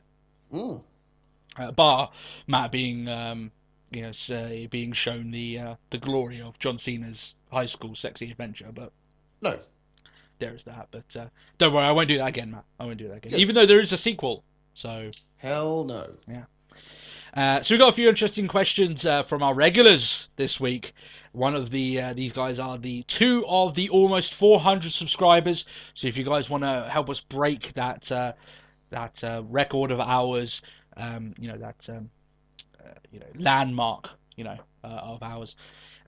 Before 2 months, I think we can get it done by the end of this month. I do firmly believe so. So if we can do that before then, that would be awesome. That means me and Matt are 2 months ahead of schedule, which is awesome. Yeah. Right. So, however, we've got questions here from Crimson Omega, who asks, with the Wyatt family wielding the gigantic hulk of mass in the form of Strawn Strowman. I got that wrong. Something like that, yeah. Braun Strowman. Because the news went on so long, I'm fucking discombobulated. That's exactly what it is. Who would be a good fit to even the odds for Ambrose and Reigns? His initial thoughts, which he did shoot down himself, but were Corbin and Big Cass, but of course they aren't ready. And he also said if he wasn't released, possibly Mason Ryan, but obviously he is released. So Don't hint at that. yeah, Mason Worst Ryan. part I think is that's I've seen a thing where apparently WWE fucked up a little and posted up the proper. Like, I'm gonna take it on complete face value, but like, you know, you get on social media, it's like, oh, they made a mistake and they posted this picture. Could this be a sign of things to come? okay. Go on. That Corbin was one person helping. Oh really? Yeah, Reigns and Ambrose. Hmm. I don't see how, He means a heel. and he's not ready. No. To be honest, though, Matt, I mean, maybe that's part of the reason they're bringing him in this sort of program, because he doesn't have to wrestle a lot. He can come in, do his big spots, and let Ambrose and Reigns do all the stuff. No. Kind of makes sense if you think of it that way, but no, he's not ready. No, he's especially from a singles push. Like, the only way you have to think about it is that if he starts wrestling singles matches after this, especially on the main roster, there'll be a lot more expectations of him than NXT would. Yeah, So. bring Joe. We'll bring Joe up. Bring Joe. Joe would do good in that situation, but I get the feeling that WWE like him being in NXT and being that indie draw for him, especially as it's now more of a brand. I tell you what, right? I think that obviously what we're thinking, and Crimson was thinking, we're on the right track. If you've got a new guy for the Wyatt family, you need a new guy to go into that group with Reigns and Ambrose. That way you can showcase both guys, right? Yeah. You can't just have another guy come in, because otherwise all the eyes are going to be on Strowman and nothing. And yeah, sure, you know, it's Ambrose and Reigns, but it's Ambrose and Reigns against the Wyatts. We've seen it already, right? So yeah, I'm saying this because I'm biased. Man, I tell you what, if I was picking one guy from developmental, I know he hasn't been around for very long, but if you want to put him instantly in that sort of situation, get a lot of limelight, put fucking Apollo Crews in there. The guy's going to be such a star. Like, I just think that, like, maybe I'm getting too ahead of myself. I completely agree with you. It just would be the wrong way to bring him back. Yeah. I agree with you with that. I just want to see more Apollo Crews. That's what I'm saying. Like, yeah, that's fine. This guy, guys. This guy. You could. Whenever we said to Paige and Charlotte, they could be the mold breaker for the women. I think Apollo Crews could be the mold breaker. He could be the next big guy. I'm getting a little bit too excited, man. I like this guy. I think he's good. But still, yeah. Corbin. I'll take Corbin. I just don't think he's ready, but still, it can't be anyone. I think also rumors were, let's bring in Cesaro, because he's not doing much now, because I think they're trying to wrap up him and Owens. Apparently, Owens is going to be feuding for the IC belt. So, you know, Cesaro's free. You could put him in that situation because he's a strong man anyway, right? I just think that would be, as much as I like Cesaro, it won't be as much of an interesting situation if he's involved. If it's someone new against someone new, and you got the other teams around them, then that's a dynamic I can get involved in. So, but yeah, you can't put like a small guy in that. You need a guy who's big. So, there you go. And besides, the thing is, not to shoot sort of Crimson Omega's like belief out of the water, but it's like you can't bring just Cass. Nah, you need Enzo. Yeah, I do think there's a lot of potential with Cass on his own. I do actually believe that. But at the moment, like the ideal way that I would do with Cass, if he gets a lot better, is that you bring him and Enzo up together, and eventually they do what all tag teams do: they split. Yeah. And Cass goes his way, Enzo goes his way. They don't even necessarily need to be enemies at that point. But that's the way. I mean, it's so easy. It writes itself with that. So yeah, that's exactly how I go with it. But I do think Big Cass, it has a lot of potential, and I think that him and Enzo not being on the main roster is ridiculous. But in fact, my shirt turned up the other day. It did. How you doing shirt? Yeah. You have to post up a picture, man. It's on there. So it's up on Twitter. Is it? Oh yeah, I didn't see it. So on that Twitter. On the Twitter. What Twitter handle was that, man? What do you mean at Talk Wrestle Pod? Oh yeah, we're plugging it in the middle of the show now, guys. You cannot escape our Twitter handleness. No, one of us. And also be a subscriber. Yeah. Well, I'm worse than Michael Cole now, aren't I? Really? That's it. Yeah. Oh well. I was cold. Was it like was it like Tony Cole? I think someone like referenced me as that in a joke form. They weren't being offensive. I don't know. That's quite offensive in itself. I don't know. Not how I choose to take it. Moving on from this from this little swirl I've managed to get myself in. Kane St. Dennis is back, and he asks, with the return of the Dudley Boys, what other tag team would we like to see return to the WWE? He would like to see the Hardy Boys again. Matt, before I let you answer this question, I'm going to tell that the Hardy Boys won't be in WWE, at least for a while. I mean, I was suddenly thinking, just like, the Hardy Boys, well, then it's going to have to be Edge and Christian. But and then we can just go back, or we could just all hop back onto the WWE Network for $9.99 and just watch some great matches of theirs. X7, just go watch that tag team match from X7. Yeah. Why, when you could watch the first ever TLC match? Oh yeah, but they're both great matches, Matt. They're both great matches. So the reason why the Hardy Boys only $9.99. Yeah. Oh God. Yeah. Wow. I've been brainwashed. Now. Just like JBL's got through to me now. You suddenly you're raising up your own place cards to remind yourself. You know, you're kind of twitching as you do it. They've see what people don't know when he puts his place cards up. Very tiny numbers are on it that implant into your brain, and that way you just can't get out of your head. That's what the place cards are. That's what happened. That's what happened, right? You're being brainwashed. You're being manipulated. Next time Hulk Hogan puts up a sign saying "I'm not racist," be careful. He could be using the numbers to brainwash you. So into believing that he's not a racist. Exactly. Right. Exactly. So that is genius. You'll someone will wake up tomorrow, or a day in the future, and suddenly everyone will just be just as happy. Oh, Hulk Hogan would have stand up guy and be like, "What the fuck happened?" And then everyone's like moving towards him with another place card, and suddenly it's like sci-fi stuff, right? It's gonna happen. It's gonna happen. That just reminds me of when they put like really disgusting pictures in the middle of like the cinema film reels just to make people really upset or horny. They'll put like porn in the middle of like a kids thing. Did you remember that when that was the thing? And like so I remember the one guy who did it. That actually was quite funny. He put porn in the middle of like a really sad bit in a movie. And it was like a romance movie. So if you brought your girlfriend to it, suddenly this really sad part, maybe a family member died, and suddenly you're getting an erection and you don't know why.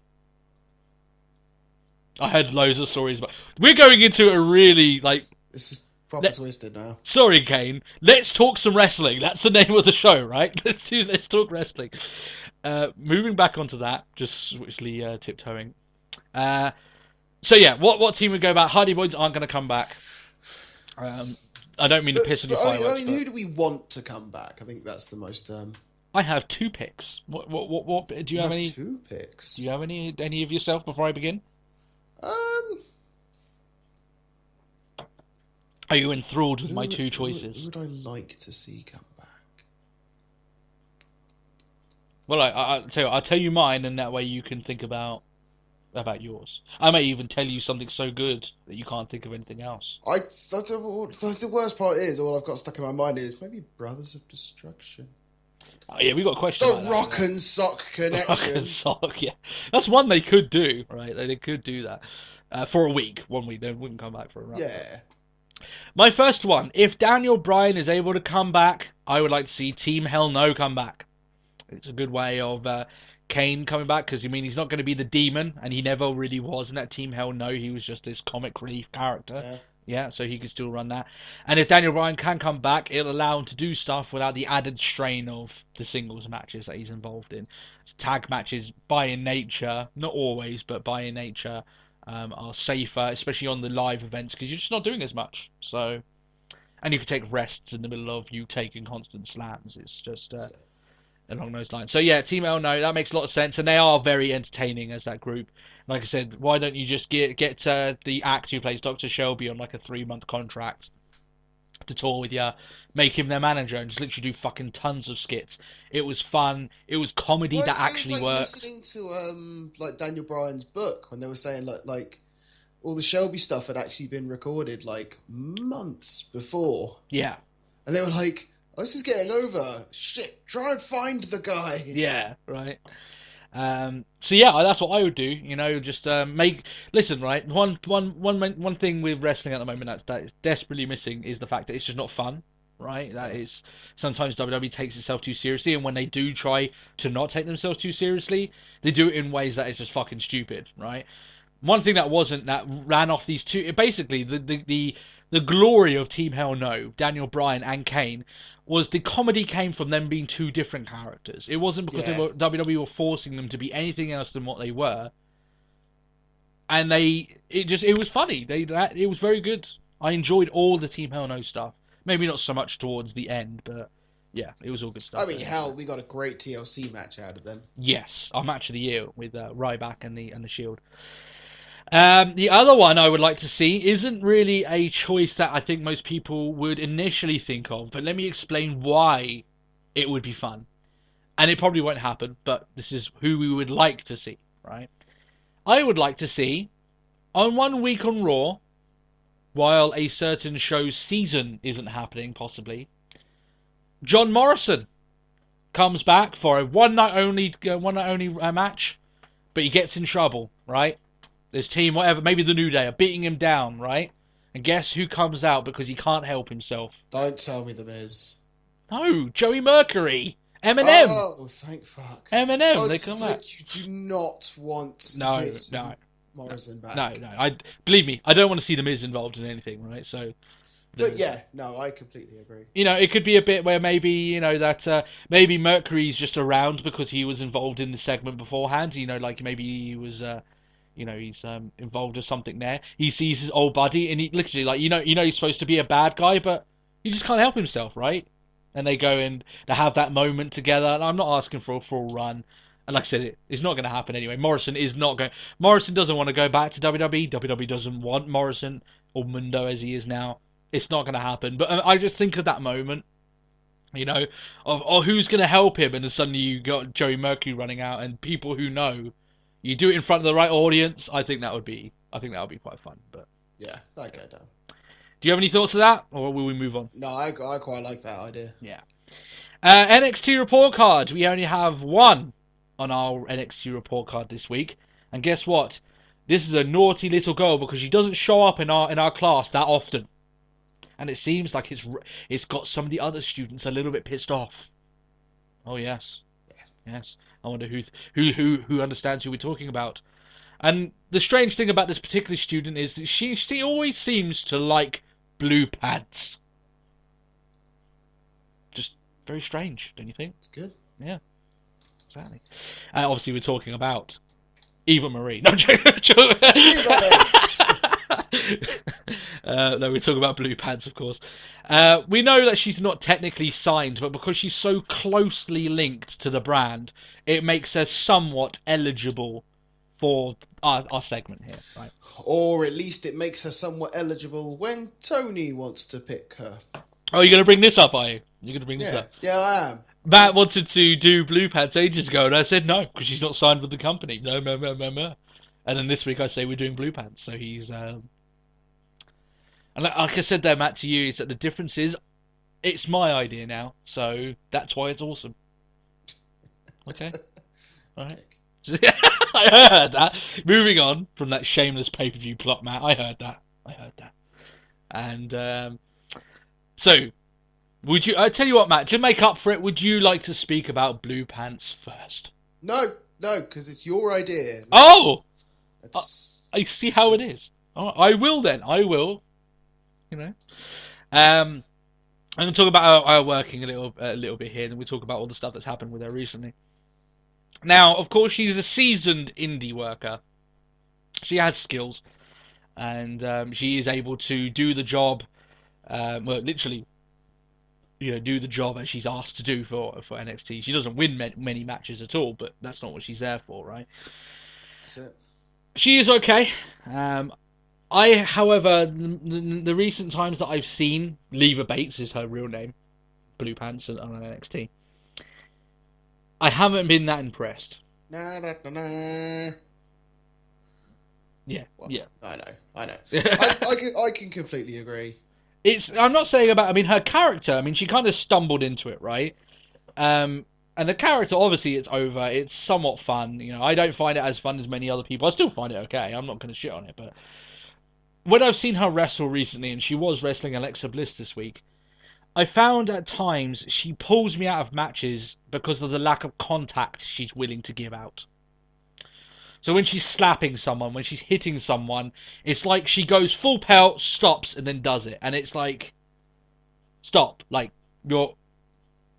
Alexa Bliss doesn't hold back when she does it, and everyone pops for it. The way that she kind of stops herself a little bit when she goes in for a hit, and it's a little bit like, stop it. Like, that's pulling me out of the match. It's making me think you're pretending to hit this woman rather than you're hitting this woman, right? Yeah. So it takes me out of the thought of it. So what I'm basically saying is that sometimes her moves and her strikes lack conviction. Yeah. And I don't like that part of it. But she is a seasoned wrestler. She is good at what she does. She just maybe, you know, on the indie scene she doesn't need to be as physical, but it comes across to the camera here that she's not really hitting that woman. So it comes across along that lines. Here's my main thing about her. I like her, right? But I'm not really sure how much her success pertains to her own charisma or abilities, or how much of her success pertains to her falling into a gimmick. I mean, that's what happened here. This gimmick wasn't hers. Enzo Amore essentially made it for her, right? Yeah. And that's the only reason that she's got memorable in the eyes of the crowd. So I'm not really sure how much of her success pertains to one thing or the other. So it's hard really to give a grade in regards to it, because like I said, I'm not entirely sure. I'm actually, like I said, maybe some people will agree with me, maybe this is a little bit controversial. I actually go towards the latter, that I think that her success is more into her falling into a gimmick rather than... And sometimes that happens. It's not. I'm definitely not going to blast her for it. But what I think is that the success is down to things outside of her control rather than things that are in her control. So, what's your thoughts on that? Yeah, I can completely agree with that. I mean, that is... Like, there's no two ways around it. That is the birth of the Blue Pan gimmick. Mm. And I can't place any further arguments to that. It's good. It's solid. And, I mean, with all the grief that she's been having recently, but hell, if anyone else turned up at Brooklyn, they'd have been shat on. Yeah, that's the thing that a lot of people are talking about now. See, this week it came out apparently that she has heat, right? Apparently some of the other talent aren't happy because they wanted to be in her slot at NXT TakeOver. Yeah, that anyone would have killed to have come out of Brooklyn to sort of be the sixth. I mean, technically, part of the reason why they're annoyed is because she's earning more money, right? She gets the paycheck from WWE for working for them. She goes away and works at other places, so she is actually earning more than the NXT girls. Right? Yeah, and she can do her own merch as well. Yeah, but it comes.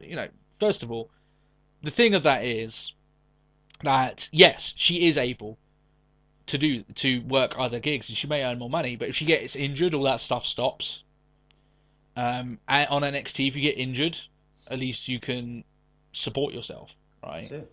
So, there is risks to be going along with that. Yeah, she might earn more money this week, and then guess what? Next week, maybe 6 months down the line, she won't get as many bookings as a NXT female competitor would do, because it's the security of it, right? You sign a company that gives you secure payments. You know what you're going to get with them, or you go out into the big world and you make indie performances, right? That's it. Things obviously worked out for her pretty well, that she can kind of do both. Well, the thing is, I find quite funny is the fact that it's almost like a double standard, because you don't hear about people complaining about Joe. No, because he's been signed now, though, isn't he? So no, and believe me, people would. He's not. He hasn't got a full contract. Unless it's he can't work other companies. Unless it's something that WWE is still letting him do, and then after that, that's it. But he's doing a training seminar in the UK. Yeah, but he can't perform on camera, and he can't perform for other companies. He can't do TV matches. No. Yeah, but even then he can't work for Ring of Honor and stuff like that. I don't think he can do those seminars, but he can't do much else, like, you know, along those lines. Like, and also, by the way, even if he was, I would love people to go, like, people, like, the girls can go out to Leva Bates and say whatever they like. Yeah, I'm sure she probably won't like it. She may even get into a fight with him. I don't know, but she's nowhere near as physically intimidating as someone like Samoa Joe. It's going to take someone with some fucking balls to go up to Samoa Joe and say, look, I'm calling you out. You're taking advantage of us. And Samoa Joe's going to be like, really? Oh, really? Let me hear that while, you know. Oh, that's the case. Okay. What are you going to do about it? That's what he would say. Yeah. And a lot of them would be like, well, I'm going to bitch and moan. I'm not going to do anything about it. Yeah, right. I mean, it takes a man with a special heavy bollocks to pull Samoa Joe aside and say, look, you're taking advantage of us. He's going to be like, and what? What are you going to do? You know, and a lot of them will be like, well, let me go deal with the piss in my pants first, and then maybe I'll do something about it then. So, you're fucking like, you're making noises in regards to our entrance music. It's in your head now. It is. Yeah. I can't help it. Just something like na na na. Matt, what is your grade for Blue Pants? I don't know. I can't. It's hard to call this one, isn't it? Yeah. I found this one really hard. I will give her a solid B. I went B minus. Yeah. So, a little bit close. I like the woman. Her appeal on me is starting to wane. That's the main thing of it there. It might go the other way. Who knows? We don't know. But I tell you what, it'll change a lot more. I mean, that'll go up a few bigs. If she comes onto another match, she goes to slap another woman, and you hear a crack across her cheek, yeah, then I'll be quite happy. If she holds up like she's been doing recently, like I said, that slap, which was supposed to be the big money moment of that NXT Takeover Brooklyn match. Jesus, my 5-year-old can slap better than that, and she's basically the dictionary of pacifist, right? Like she doesn't like, you know, she doesn't want me to kill spiders, even though she's scared of spiders because spiders have souls, right? That's the kind of person she is, right? So, you know, I'm just over-exaggerating a bit, sure, but I'm trying to get over what I'm saying. You're not really. Oh, yeah. I know my 2-year-old could slap better than that because she's a demon, so just getting along with that. Yeah. Now, Matt, let's get on to our Raw review. An hour and a half into the podcast. Oh, yes. The news definitely took over this episode. We're not going to go through every segment of Raw because, like I said, we'll run out of time. But as I'm doing at the start of the podcast now each week, is we don't do every segment of Raw. We do Monday Night Raw because I don't want to tell people we're doing it, and then we run out of time, and then we don't do it, right? So, yeah. For anyone noticing, that's the reason why. WWE are finally out of the Barclays Center in Brooklyn. They're back on the road now. They're on at Night of Champions. They've got an interesting card, I think, building up for that show. You're looking at Sting in the main event for the World Championship against Seth Rollins. That in itself is quite interesting. Mm-hmm. You're probably looking at Dudley's involved in title contest at the Night of Champions. So, yeah, you know, there's 2 matches there that I'll be interested in. And this show came from Tampa Bay, Florida. I tell you what, I always get that wrong. All the time. I don't know why. I can say Bay, you know. But not Blay. But not Tampa. And I even did it there, even though I'm trying to take it straight. Tampa Bay, Director Florida. of the Transformers movies, Michael Blay. Yeah, Michael Blay. WrestleMania took part at the Blay area. No. I know I'm going to get ripped for that. Someone's going to pick that up, Matt. Thank you very much. Very welcome. Starting off the show is the number 1 contender for the WWE World Heavyweight Championship. It is Sting. I never thought I'd say Sting, number 1 contender for the World Championship, but guess what? I got a little bit of inkling that there's a slight chance we may be saying WWE World Champion Sting in a couple of weeks. Who knows? Could happen. Sting reminds us that the last time he was in a WWE ring, he inexplicably lost to Triple H. I still don't understand why, but it happened. But apparently now they're running with the storyline that Sting has respect for Triple H. Triple H is a man in his eyes, right? Which I thought was a funny thing for him to say because the fans were like, "Boo!" Like, Triple H is heel, like. very heel. Boo. Don't really like what you're saying right now. But he says that he compares Rollins to Triple H and says he's nothing like the man that Triple H is. And then you realise that this is kind of what they're building up. And throughout the rest of this show, the Rollins Triple H feud is starting. Right? The building blocks are being put in place. Yeah. And there was much more than it. And unfortunately, the more they said more about Rollins saying stuff about Triple H and being referred to as, I am better than Triple H and all this lot. It made me think more and more that this rivalry with Sting is to set up that match with Triple H. The Rollins Triple H match. So, still. I won't complain. I thought, Matt, that the crowd here was pretty shit. Yep. They gave nothing to Sting, who gave a fairly decent, intense promo. And it was quick, and it was to the point, and he was literally in and out in about 5 minutes. Maybe they were bracing themselves for the long haul like they normally do with Rollins. It's like 15 minutes. We can't pop for everything because it really isn't that fun. And they were just like, oh, right. It was actually decent. But I liked it. I mean, he said what he needed to say, and he went. That's it. Good stuff. I liked it. I'm still not 100% sold on their on Sting's music.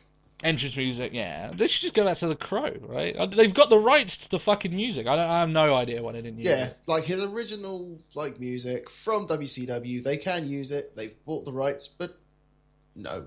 Yeah. Like, his new music isn't bad, it's just not as good as the Crow theme. So you should go with the Crow theme. If they used something different and it was better, then sure, but it's not. So, yeah. Still. And I still think that I'm glad Sting's getting this match, because I get the feeling that he did great in the ring, and everything that was within his own power to do at WrestleMania was great. But man, that entrance sucked. Like, whoever came up with that idea for that entrance, if it was Sting himself, I don't know what he was thinking. Oh, what, the drummer boys? Yeah. Yeah. The perfect entrance for Hideo Itami, and it's like, oh, we're way too late. He wrestled the first match, and let's just do it for Sting, Yeah. So, okay, but still. It was cool. He say, like I said, he was building a lot of the building blocks here for the Rollins and Triple H feud. That's what I'm going to call it, because it will be that. Rollins is backstage. He's annoyed at Sting, and Steph just says, well, actually, he was right. Rollins isn't half the man that Triple H is. Yeah, again, building that up. And then Rollins says, you know what? I want my statue. Steph tells him, go find Sting. He'll tell you where it is. So, essentially that. Ziggler versus Rusev. Do you remember, Matt? Last week I said that if Summer Rae, people would be thinking I've been drinking. It hasn't. I haven't been drinking, Pepsi, but still. That's what it is. I should have been drinking water. That's it. Summer Rae and Lana within eyesight of each other, then they'll end up in a brawl. Well, I thank them for at very least waiting until we had seen some decent in-ring action before, they decided to get in. Before breaking into their brawl. Into their inevitable fight, right? Summer Rae attacks Ziggler just as he looks like he's got the match won. Leads to the fight that I spoke about. And it's not the last we would see of Dolph Ziggler and Summer Rae, for one. Renee Young is talking to Ziggler backstage. He says that Summer needs to stay out of his matches, and he's got an important date with Lana tonight, and he goes in for a shower. So, we know Dolph Ziggler has a documented history of taking pictures of people in showers. We saw pictures of The Miz half naked, which I'm still getting over. Oh, yeah. So there's that. You had to remind... You weren't even there for that week. I was, yeah, but you made me aware of it. Yeah, I showed you the pictures. I shoved them in your face so you shared the pain. I remember that week you escaped to the other half of the planet to get away from the Bellas. Yeah. So it was a bad promo. I don't disagree with you for doing that. If I could do it, I would have done the same. You got there first, Matt. That's what it was. You got there first. By the way, guys, me and Matt will be actually doing next week's episode side by side. So that'll be awesome. A little bit of so as Renee Young is talking about something, about exposition, they obviously aren't focusing on her, they're focusing on Summer Rae tiptoeing into the same shower. So there you know what they're building up to there. It's, and like, I'm surprised Ziggler gets his own locker room. Surely he's not. Yeah, I was like, yeah, come on. Like he has his own locker room. No, he doesn't. Here we go, Matt. I'm going to rage a little bit about the Divas again. Okay. And I think you know why. I'm sure you did the same when you saw it.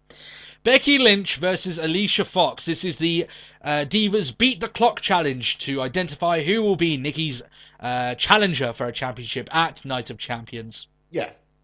Team Bella is out. Nikki is obviously selling her reign. They show a Bellatron on the Titantron, funny enough, and it shows the amount of time until she beats AJ Lee's record of the longest Divas reign in history, which I didn't have a problem with. Fair enough, you're going to do it. I thought that the promo was incredibly bland, but still, it came from a Bella. It came from right. It could. The fact is that it could have been worse, so I'll take that. Right.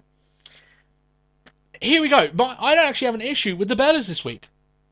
I don't. Okay. My issue is with PCB. Here we go. Go on. It's not so much them, it's the way that they were used here, right? Yeah. So, Lynch comes out, and you're thinking, okay, so, it's Becky Lynch, Charlotte, Paige, they all have to beat each other's times to get a chance at stopping Nikki Bella being this fucking tyranny champion, right? She's had a stranglehold over the division. This whole Divas Revolution is about change. How best are you going to change it? By being the champion, to make your mark. So you think it's an incredibly personal thing, right? No, apparently it's not. When Lynch comes out, Paige and Charlotte are right next to her, cheering her on. Yeah. Oh, you can do it, Becky. You can get a great time, and we'll try our best to beat it. But if we don't beat it, then you're such a great winner. Like, we are friends till the end. It's like, oh no. Matt, do you remember when Natalia on commentary, this is years ago, said along the lines of, I don't mind being championship as long as the other girls are doing their best and they deserve their shots. And I was banging my head against the wall going, this is not what fucking competition is. This is why everyone laughs at you. And it's the same thing. These girls shouldn't have been out there cheering them on. I know they did some of their best. I mean, later on in the night, you had Paige who looked a bit visibly upset about her not getting the result she wanted. But even then, it wasn't so much like she pushed Charlotte away, she walked off. It was like, oh, damn, I didn't do it. But congratulations, Charlotte. I'm like, no, shut up. Would you have, for instance, Randy Orton against another face? Let's say Cesaro. Cesaro beats Randy Orton. Do you think Randy Orton after the match is going to shake his hand and say, oh, congratulations, mate, go win that championship? He's going to give him a fucking RKO and say, I'm coming for that belt. No one's stopping me. That's it. Just because you beat me doesn't mean this is over. Yeah, right? So why are the Divas any different? Right? I mean, this happened 3 times in this night, and each time I was like, what are you doing? There was a point where Becky Lynch, later on in her match, where Charlotte had her match, we're just basically going to talk about all the matches here, right? That in Charlotte's match, Becky Lynch is cheering, come on, Charlotte, you can do it. Beat my time. Beat my time. That's essentially... That sort of shit is the problem with what they're doing at the moment. I'm glad that they've put more emphasis on the championship, because that's where it needed to go. But stop with the teams. The teams are done. Stop them now. Everyone now, their only goal should be to be the Divas champion by any means necessary. And yeah, the faces can do it a little bit more honourably, but they're not supposed to be actively out there being cheerleaders for other people taking their slots. Yeah. That's not what ambition is, right? So, I mean, did you catch on to that as well? I mean, every time that they came out to get a PCB, I slammed my head on the desk going, what are they doing? You know? Did you think of it as badly as I did, or...? I was a bit confused by it all, but I didn't think too much into it.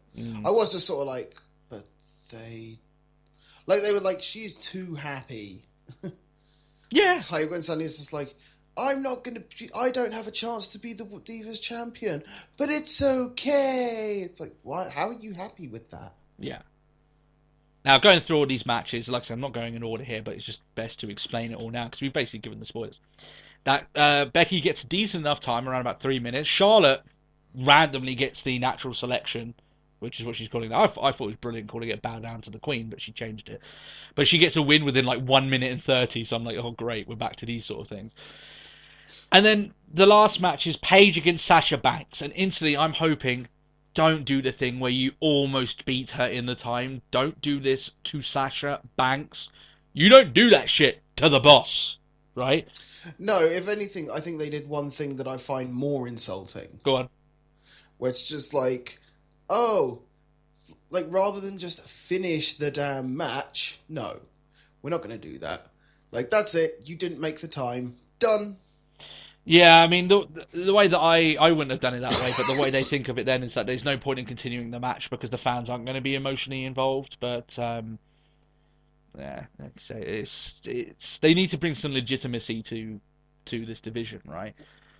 But in this situation here, as I say, right, the only reason Paige didn't win, I mean, I'm talking about beating Sasha Banks. Sasha Banks, right? The only reason she didn't beat Sasha Banks, the boss, is because Team Bad rolled her out of the ring after a rampage. She almost beat Sasha Banks in 90 seconds. Yeah. What? What the fuck are you thinking? Like, bearing in mind, right, maybe we're a bit biased. Let's put anyone else in this situation. If you want to put anyone with potential in that situation, man, doesn't that make them look like really shit that they are almost beaten in 90 seconds. Yet, we've seen with our own two eyes, you know, in storyline, the damage that Sasha Banks will take before she's beaten. She got Hurricane Rana'd off the top rope and belly-to-belly suplex for the second time in a match. That's the only way she lost her championship. Yet here it's like, 90 seconds in, bish, bash, bosh. Well, especially the worst part, have you seen that video footage where it's just like what actually happened and why they kind of let her off a little bit at SummerSlam? Go on. When it was I think it was the Hurricane Rana. But just like Sasha hit the ground fucking hard. Yeah. And it was like a proper dirty sort of like spike on the head. It's like, oh, okay. Yeah. You can kind of understand, right? They're on the right track. They're fucking it up though. They found a lot of ways to mess this up. Yeah. And it could have just been easily fixed with all these matches. Just don't have all the people beside them. And the fact we've got like fucking the opposite twin of the Bellas shouting out, come on, so fucking loud. And I'm like, okay, this is grating. It would have been much more entertaining if none of them had been out there. It's just the two women fighting each other. But they chose to have it, you know, maybe in the last match when you've got, you know, Charlotte's got the record, right? Paige is in the ring. Maybe have Charlotte on commentary. But she shouldn't ever be saying stuff like, well, you know, I hope the best for her. I hope she does her very best. If she beats me, fair play. It's like, you know, I don't want her to beat me. I want that title shot. I've earned that title shot. Motherfucker, that's mine. I have respect for Paige, but I don't want her to, you know, in this one situation, I don't want her to win because I think I deserve to be champion. You know, that's what it should be, right? That's it. Especially coming out of Charlotte's mouth. So, yeah, I thought it was why? Great. Because she has flair. Yeah. Man, the shit writes itself if you just think, right? There's a lot of problems with what's going on at the moment. Rich Brennan is backstage with Ryback. They're not really talking to Ryback. It's just a reason for them to see Summer Rae running out of Ziggler's locker room, giggling. Ziggler himself is only armed with a towel, doing his best Val Venus impression. He should have just posed to the crowd and said, hello, ladies. Hello, ladies. Done a little bit of a dance. I actually joked to one of our friends that I was going to cosplay as Val Venus at NXT TakeOver. Somehow I don't think I'll be allowed into the building. So sorry, guys. You know, plus I don't really have the abs that a certain Val Venus had back then. You know, I'm being modest. You know, I wouldn't want to make Val Venus of that era look bad. Okay, you know, the way it is. I can't get through that without smiling. Actually, can't get through that without laughing. So yeah, Ziggler here. You can see, man. He showed a lot more of himself than I like to see, showing that he hadn't tanned his midriff. And when I say midriff, I mean right next to his penis. So there is that. We almost saw his meat and two potatoes, but there you go. It actually looked like he had lost Maybe he was very good at it. It looked like he lost his grip on it for a second. I was like, oh, this is going to be interesting live television for all the little kiddies. Oh, it's about to turn into one of those segments. Oh, we're back to the Attitude Era, are we? Okay. We get a Japanese guy pop out. I choppy your wee wee. It's like a fucking samurai sword. Oh, those were the days, huh? Those were the days. Ryback against Big Show. I thought they would hold off on this match for Night of Champions, but they're doing it now. Miz is on commentary. He calls himself a rating spike. My answer to that is someone definitely spiked your drink, if you think that. Big Show grabs the mic mid-match and tells the crowd to find someone to retire him. That's his new thing that he's doing now. And it actually got me thinking, Matt, it is actually the best way to end Big Show's career. When he's ready to finish his career, he goes on a win streak, Big Show. And he says, maybe 3-4 months, he's just... And the commentary, I'm definitely getting over, this is the Big Show of old. He could be going for the World Championship, right? And hell, maybe you do give him a match and he wins the IC Championship. I'm not saying for the world title. Maybe even if you do, maybe there's not a lot of plans, maybe you let him win the World Championship. And he says, you know what? I'm so confident in my abilities, the next person that beats me, I will retire. That person will retire me if they beat me, right? Yeah, I get that. So he's gone on this absolute tear. He's dominating people and uncomfortably putting people out of action.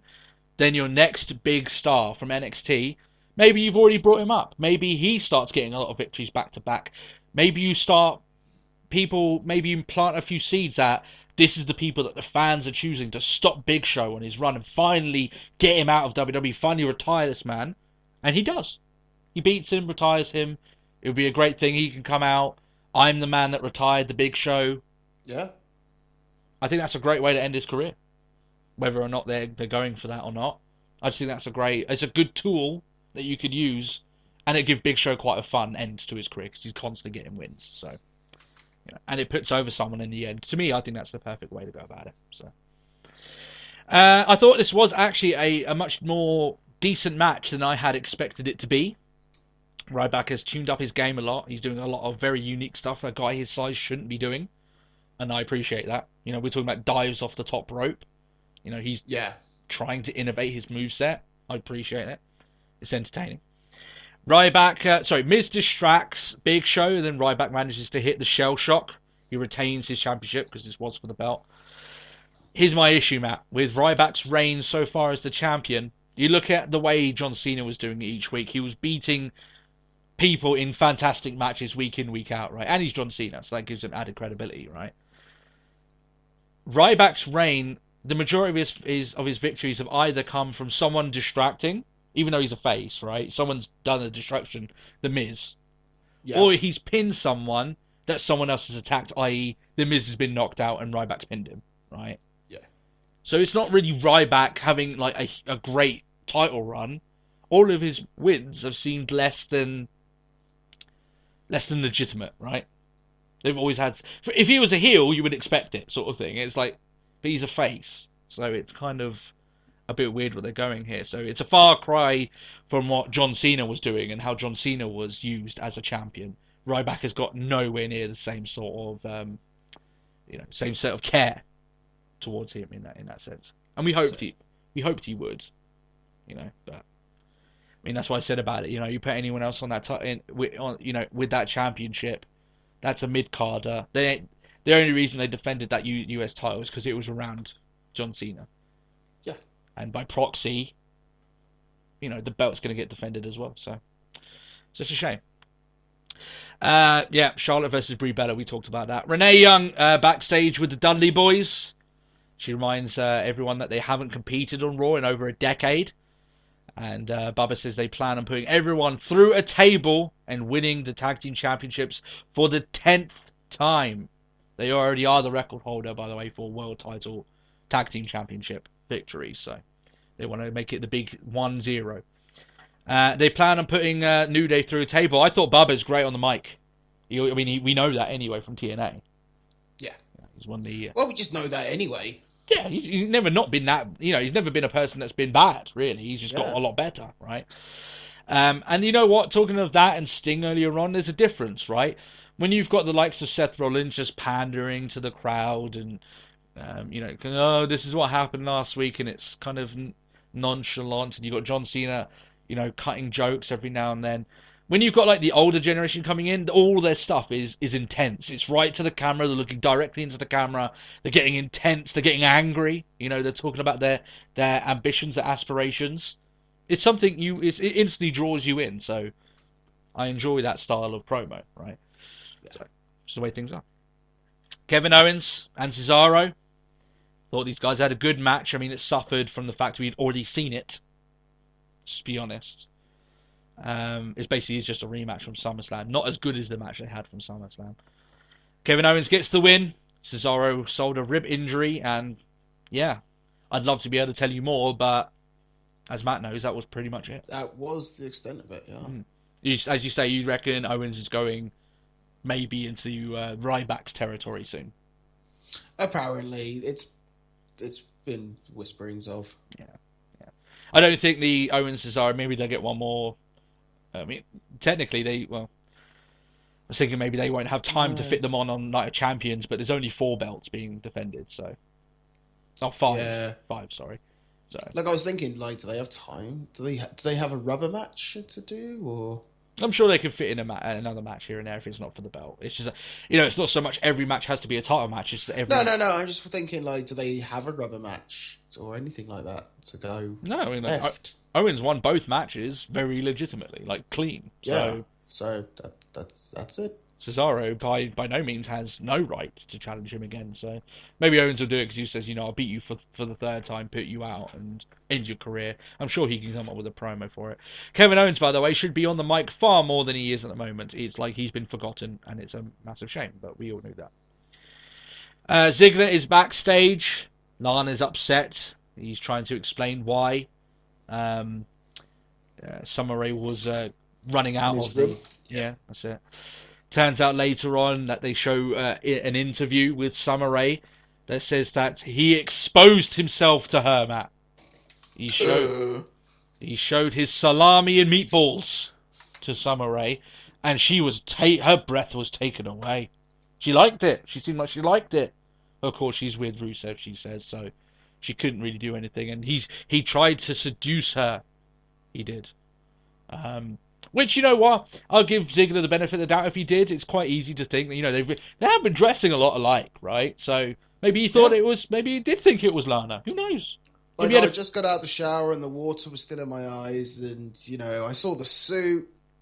Yeah. I thought it was you. He had soap in his eyes. You know how it is. Sometimes you get, some of the shampoo. Oh, crap, it got in my eyes. Oh, it happens all the time. Opens, oh, blurry. Oh, hi, Lana. Oh, do you want to have some fun? And then, who knows, right?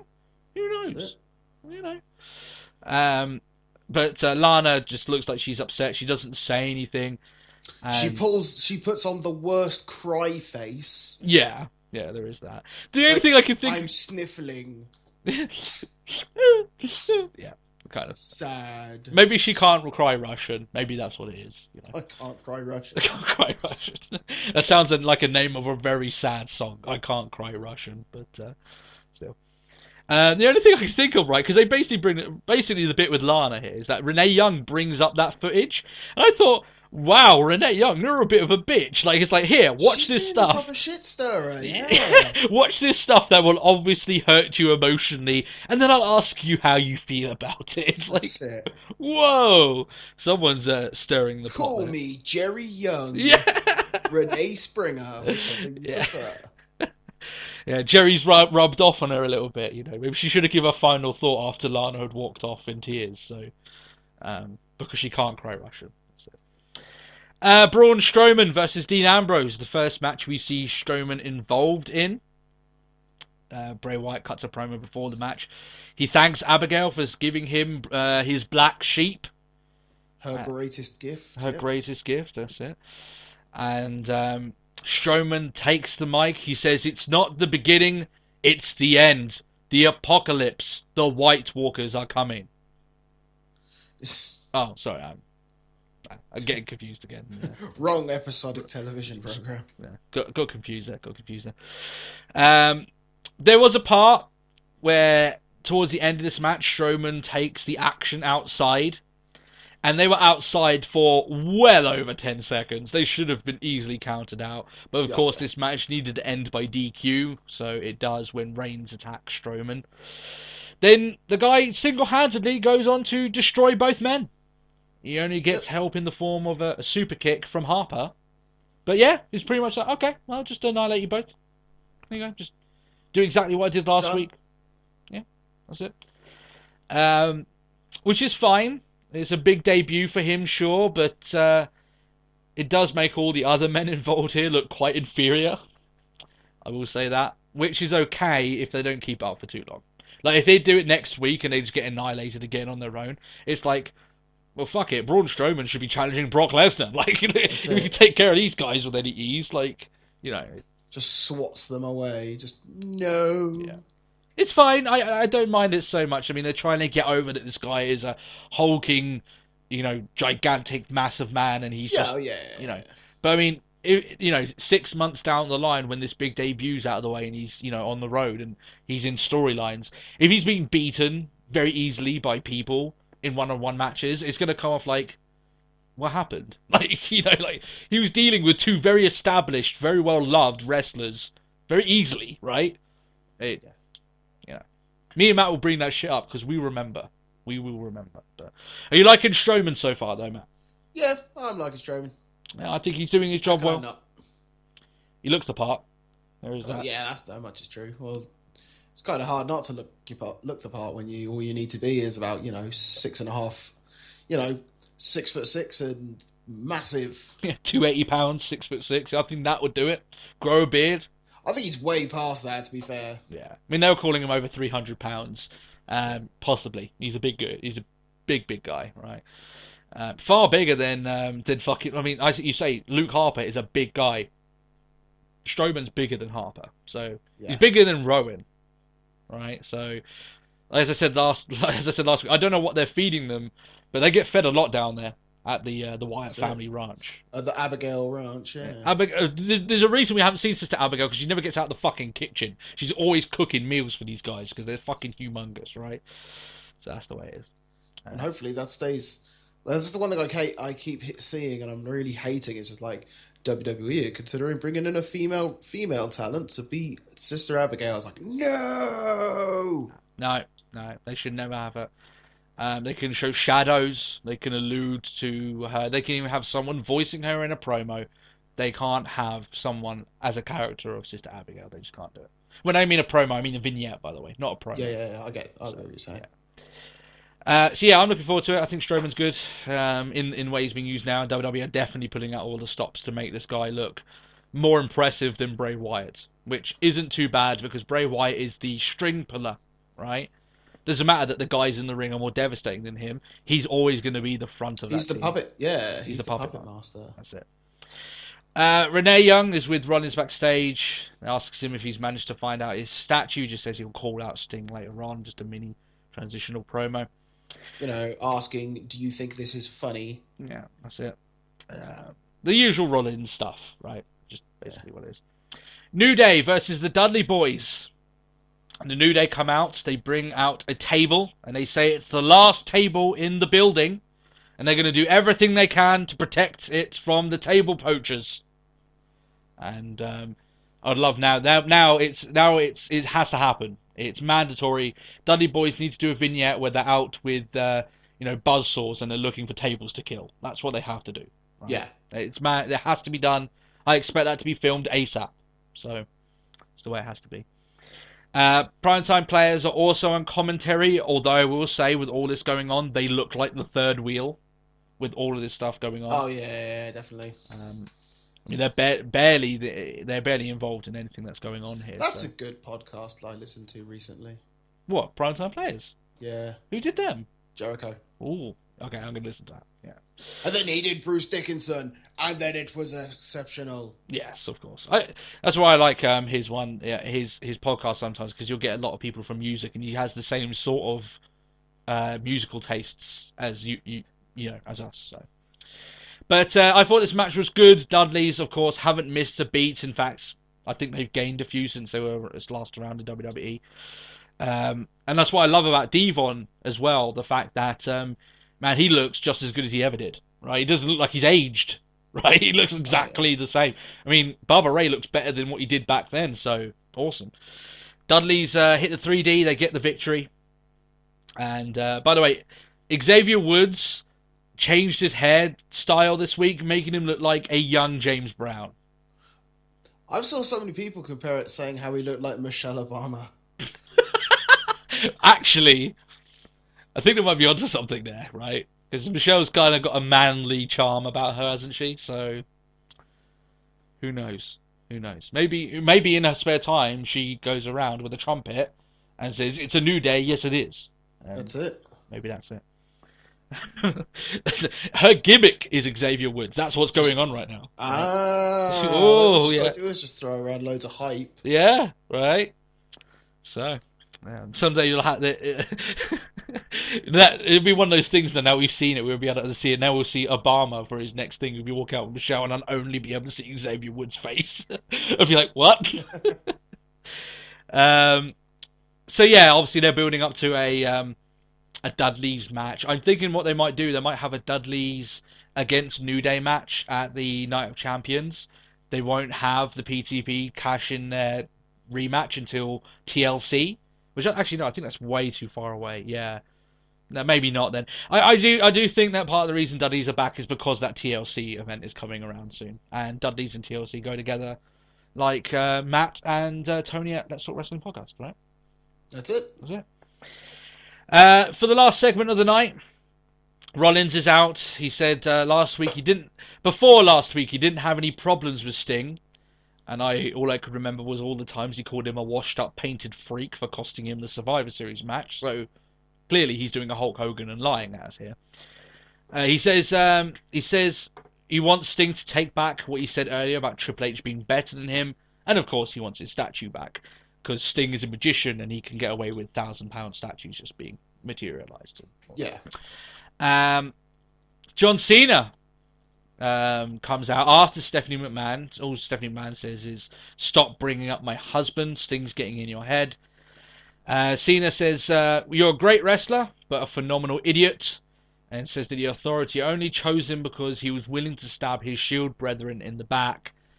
If they truly had his back, they wouldn't allow Cena to do what he's going to do next and have a rematch for the US title at Night of Champions the same night as Rollins defends the world title against Sting.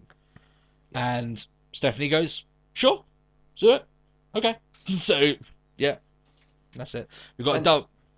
Go on. You're doing double duty. Wah. You're the champion. That's it. You've got two championships, twice the work. That's the way it is. Just before, you have 2 belts, and every belt's defended at Night of Champions. Didn't think that one through, did you? So, yeah, basically that's the end of the match. End of the show. Sting shows up on the ramp, and him and Cena look on towards Rollins, who's typically freaking out in Rollins fashion, not derping out like he did that time where Ambrose's title win was expunged in front of him, and I think Rollins malfunctioned. That's still the funniest thumbnail for an episode I've ever done on this one. Great, wasn't it? Yeah, you could put googly eyes on that picture, and it wouldn't be as funny. That's how amazing that picture is of Rollins. And googly eyes apparently makes everything better. To that, it doesn't. That's how awesome that picture is. So, all in all, Matt, I thought this was an okay show. Had some interesting stuff. Some of this stuff was frustrating. The divas, I think, more so than that. It just annoys me, some of the stuff they're going with there. But I thought it was okay. Obviously not as good as the show last week, because it had the shockers of Sting and Dudley's, but it moved things on okay. What do you think of the show as a whole? Yeah, solid. Yeah, it was okay, yeah. Can't talk too much bad about it. Watch it, and I'm sure you'll get some entertainment out of it this week. Is there anything else you want to cover this week before we wrap up on the show? I had something. I'm grabbing my plug, Matt. I'm grabbing it. It's almost ready to plug it in. All my plugs are ready. You gonna let me do my plugs? You gonna unleash me? Go on then, because I genuinely can't remember what it was I was going to say. Okay, well, obviously, if you remember it, bring it up. If you guys did enjoy the show, then you can be one of our almost 400 subscribers. You hear that subscribe button at the bottom, that'd be awesome. And tell you what, you hear that subscribe button, ask us a question. You'll get it answered on this podcast, and we'll tell you our thoughts on what you have there. You can also send the tweets of your questions and follow what Matt puts up on there. And like you said, you can see his new Cass shirt. Not Cass shirt. Enzo shirt. What's that Twitter handle? It's Cass and Enzo, isn't it? Yeah, it's kind of the same. Yeah. But it's all the same place, at Talk WrestlePod. At Talk WrestlePod. That's the place to be, apart from this YouTube channel, of course. And also, you got that intro competition. You can send in your submissions to letstalkwrestlingpodcast at gmail.com. And as I said, I'm going to put that link in the description below as well, so you can see it there. And like I said, 30 seconds or less. Make it good, guys. There's a t-shirt in the balance here. And to be featured on the show going forward. Big time stuff. Is there anything else, Matt, that I need to say? No, I think that's everything. I think I've plugged it all. So that, guys, we do hope that you do enjoy the show this week. And obviously we love doing the show, even more so the last couple of weeks, getting ready to do the live show. We're now building up to the big 100th show. Myself and Matt will be next to each other next week doing the show. So we'll have that awesome back and forth. Yeah. Do like listening to the shows. We're actually in the same room. There has been like 3 or 4 that we've done, and we get some good back and forth in regards to that. So we'll have that there. And then, like I said, then we just build up to Night of Champions. There's a lot of stuff to look forward to this year. The rest of this year is going to be awesome. Can anyone stop the girls from winning Match of the Year? That's the main thing I'm thinking of the rest of this year. So that'd be interesting. We're going to NXT London. Just want to rub that in there a little bit before we go. And I'll catch you guys next week. Yeah, we'll catch you soon. Bye-bye. Bye.